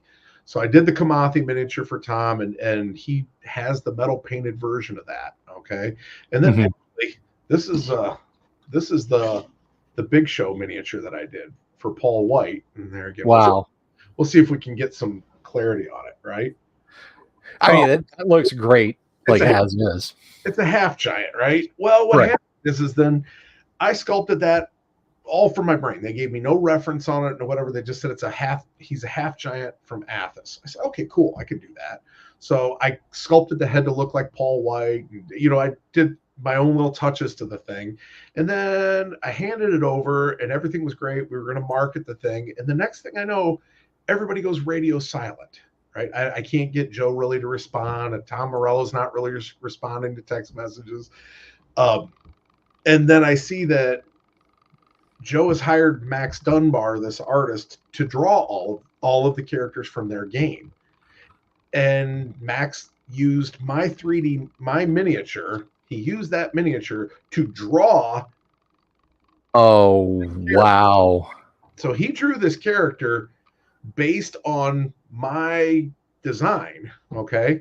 You can look at the two and there's no arguing that the artwork came from the mini.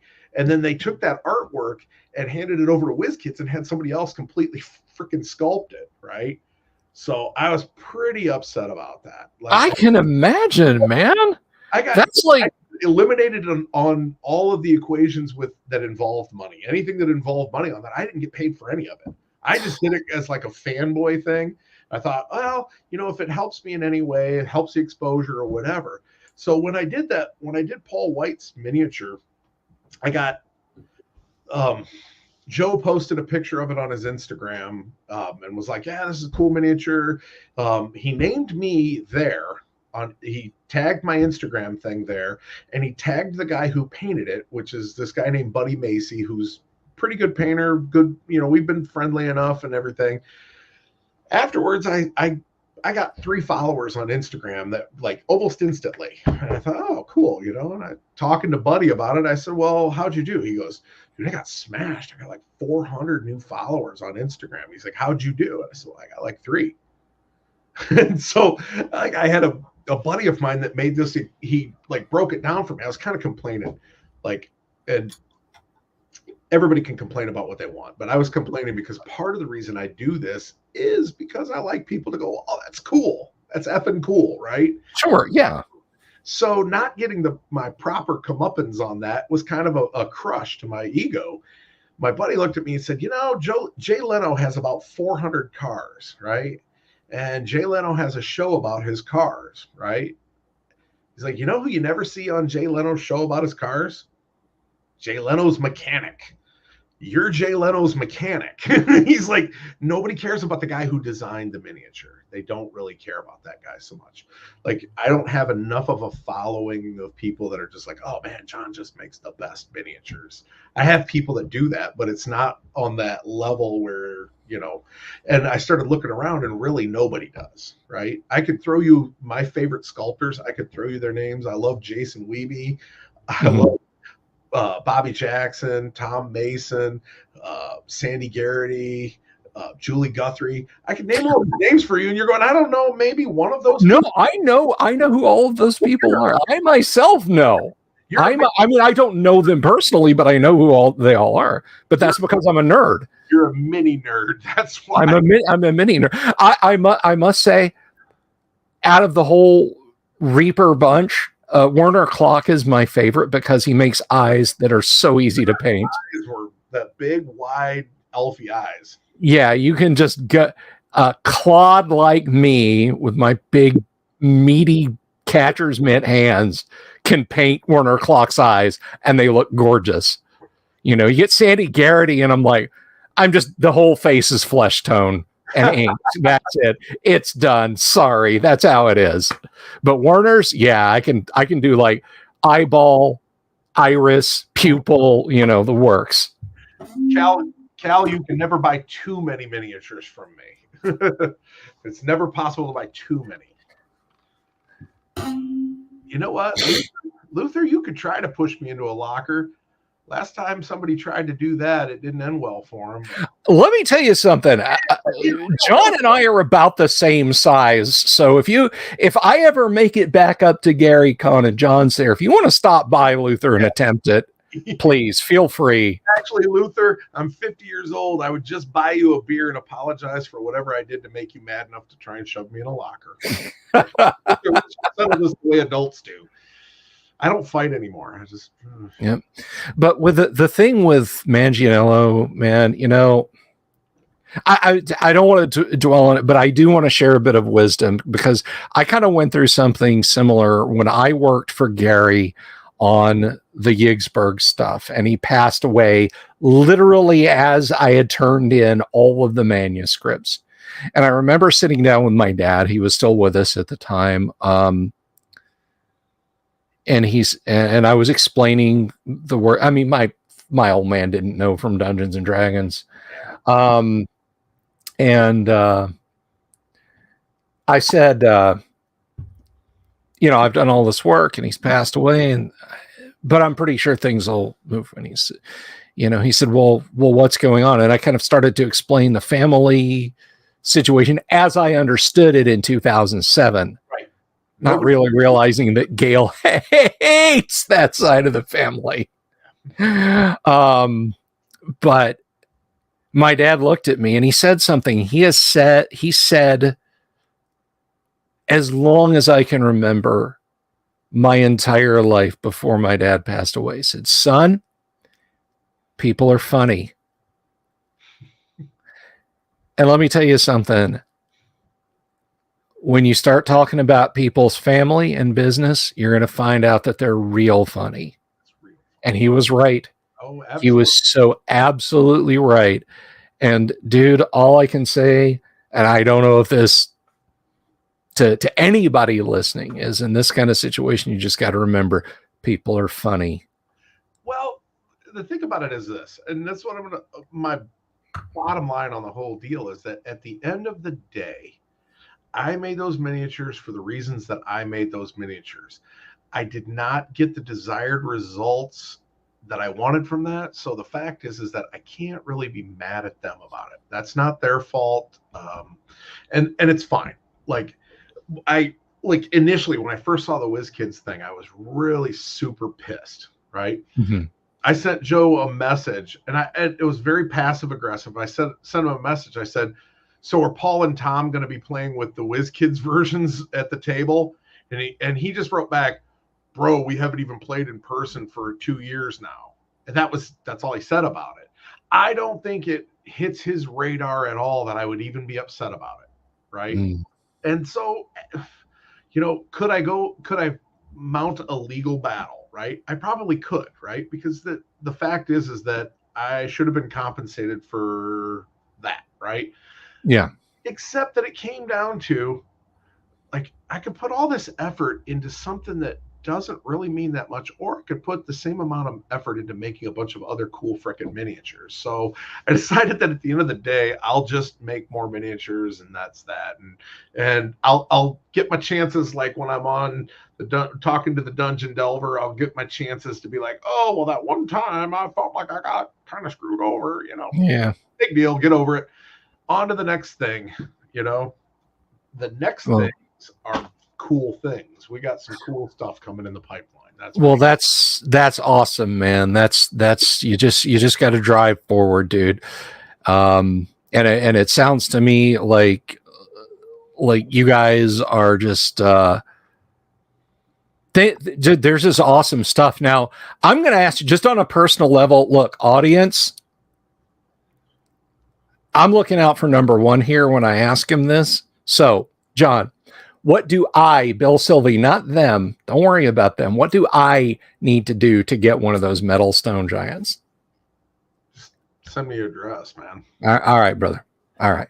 Just it might take me a minute. I got kind of a backlog of crap. So because of the COcast, the COcast thing, it was just such an ordeal getting this thing running right. Now that it runs right, it's amazing, but I'm so far behind.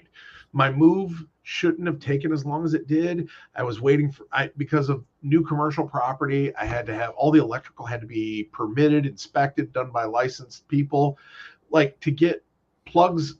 So I thought I needed things in a certain place. I go through that process. I set it up like, oh, this doesn't work like that. I can't do that. I need this over here. We'll go back to the start. It just took we started moving at the end of September, I think. We started moving in here, but really we kind of gutted the place and prepped it and started moving things in October. I wasn't able to start casting metal miniatures again until almost January. So I lost like 3.5, almost 4 months. By the time that was going on, I'm already late. I was late on a client's Kickstarter that I'm trying to fulfill. My own personal Kickstarter that I ran a year ago that I was just at the deadline when I shipped the metal. I think we were like a month late when I finally shipped the metal for it, but I still haven't shipped the plastic for that Kickstarter. Now, having said that, next week I start casting and it should only take me about 2 weeks to cast everything because all the molds are made now. It's just so much I could go into, but a lot of things that I just didn't factor in when we ran that project. And so what I'm saying is I got a little backlog and I haven't been running metal every single day. I don't know if I have any more metal stone giants sitting packaged up, but brother, I owe Matt Rauscher one. I told him I think I sent one to him from somebody at GaryCon. I think I sent one. So I have to message him and see if he ever got it. Well, you got a couple people here, Luther and Tonka, are offering you bodily organs for them. So I don't know if you want to get into organ legging in exchange for miniatures, but we're not there yet, guys. We're not there yet. We're not talking about video cards, people. Okay, no, definitely not video card worthy, but no. Cal, how do you know that a lung is worth much more than a kidney? Yeah, that's a little scary. Cal, did you spend a couple of years before the pandemic in China, maybe? Maybe.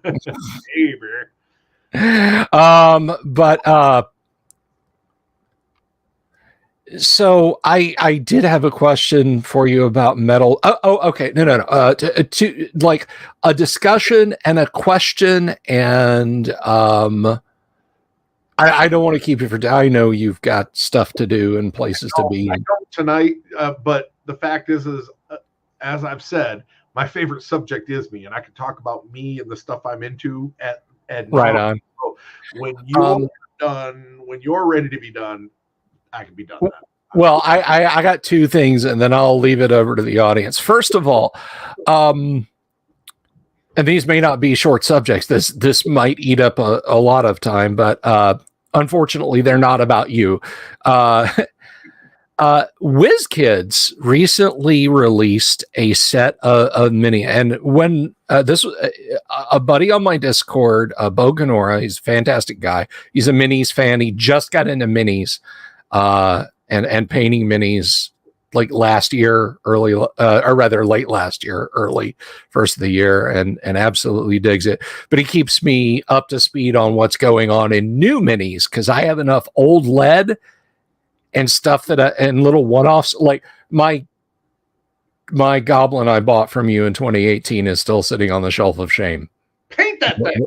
Okay. All right. The next time you're on the show, it'll be painted. I will show off a painted Lord of the Rings goblin. But anyway, WizKids, at least I think it's WizKids, has got a boxed set of 5 kobolds, plastic, polystyrene, whatever the plastic is these days. $60. $60 for 5 plastic minis. Wow. That is, I can simply not conceive of the business model unless. I see what it is. It's their frameworks line. Is that what it? I don't. All I saw was $60 for 5 fucking kobolds, and I was like, I got. Did you guys get high on the plastic fumes? Did you pull that out of the mold and go, "Charge $60 for this"? Well, there's a weird thing, man. Like, that's why it's kind of hard if you're not in the business. It's very hard to understand that the same amount of work goes into making a little tiny kobold as it does to make your cool wizard, or whatever. It's the same exact amount of work. But for some reason, if they're little tiny miniatures, we expect them to be a bunch cheaper. Now, $60 for 5 miniatures is atrocious rates. I don't give a shit. I don't give a damn what the material. Yeah. One of the big things that we're running into with COCast is everybody expects it to be they expect us to compete with PVC pricing in China. Okay.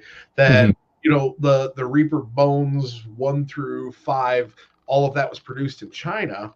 And the pricing, you're looking at 20 to 30 cents a miniature for a lot of the core groups for that. That's insane. I can't touch that, even with my own plastic injection machine. This material is $1.50 an ounce. Okay, the ounce goes a long way, but that makes it 1/7 the cost of metal, right? But the problem is that it is the exact same damn amount of labor to make each one of these, right? No more, no less labor. The only thing that's different is the material cost, right? So when I go through how to price some of these things, okay, so I'm pricing for contract casting for other companies. So right now, with COCast being as hot as it is, all these people are just, I want to convert everything I've got over to COCast. I want to do this in COCast. I want to do that. And I've written probably since people have realized that I have this machine, I've probably written 30 different proposals of breakdowns of pricing. Right. And they're like, well, that's not that much cheaper than metal. I'm like, no, it's not.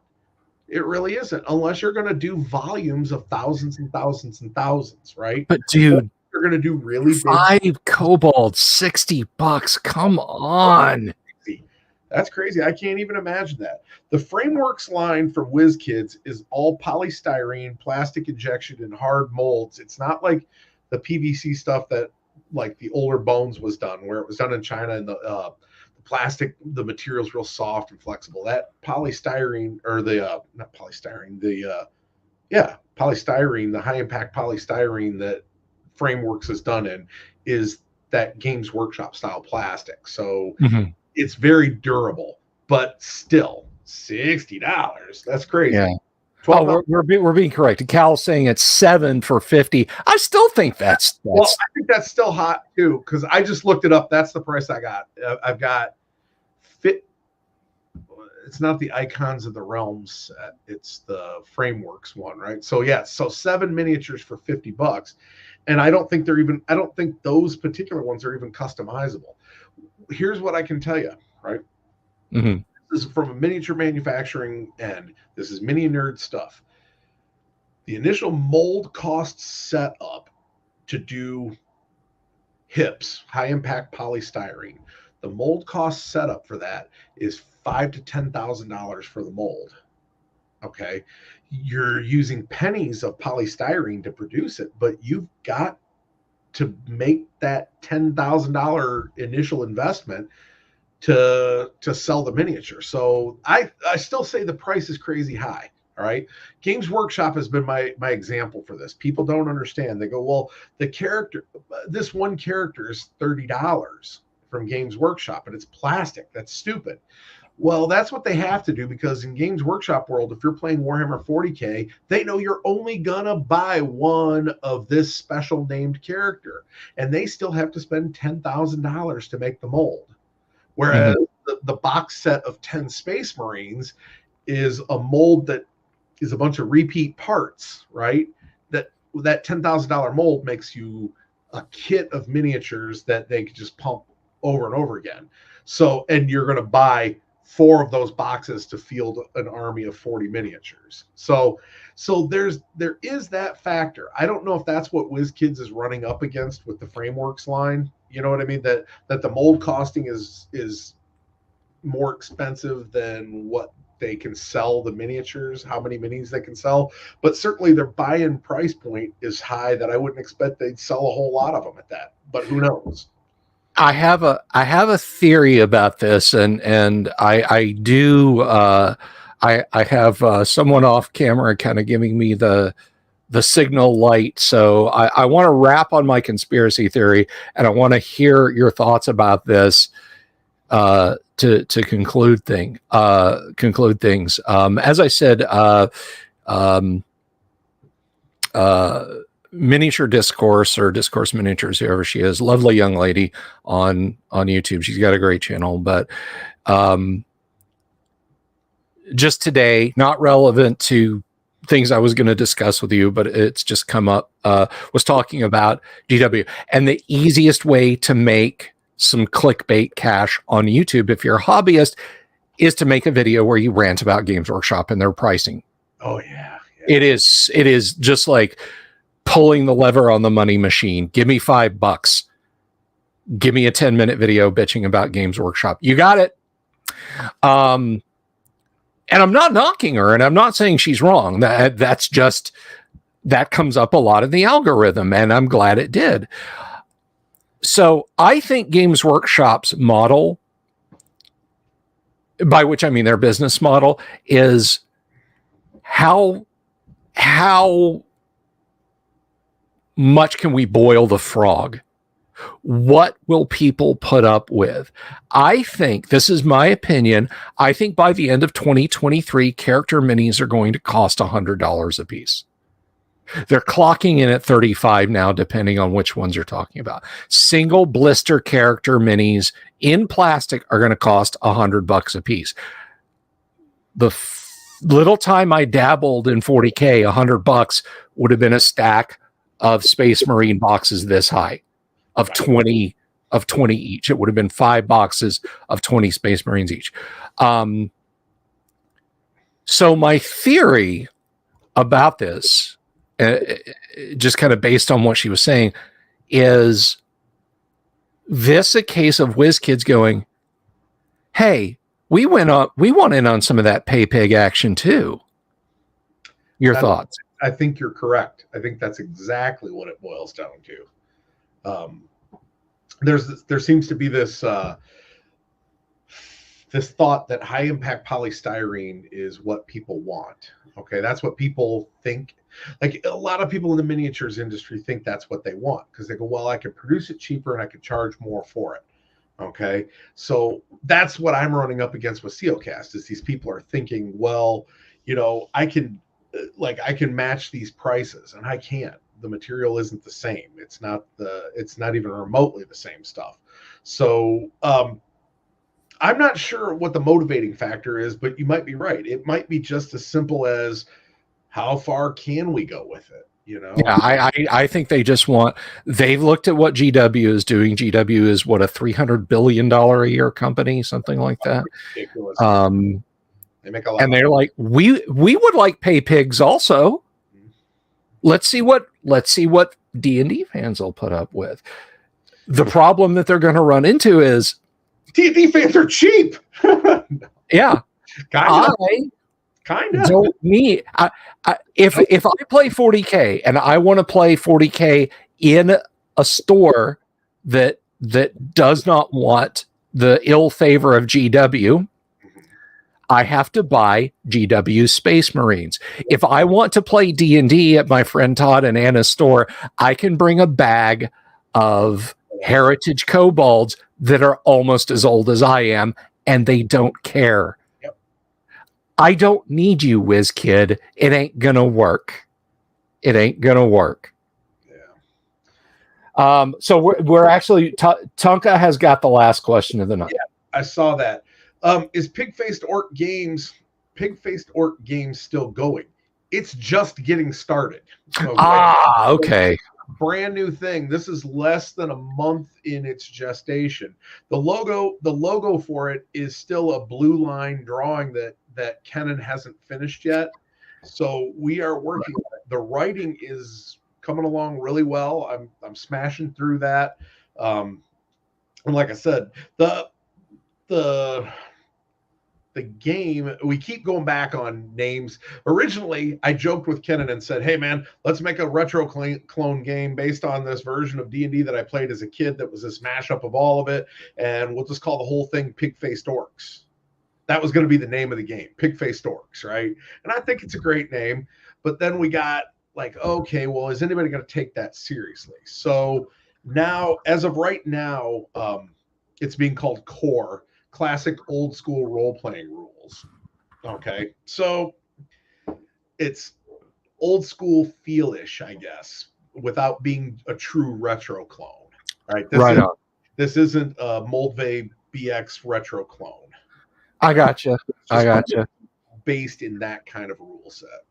Well, when you come back, say, I don't know, maybe this summer, we'll have you on again. Yeah, man.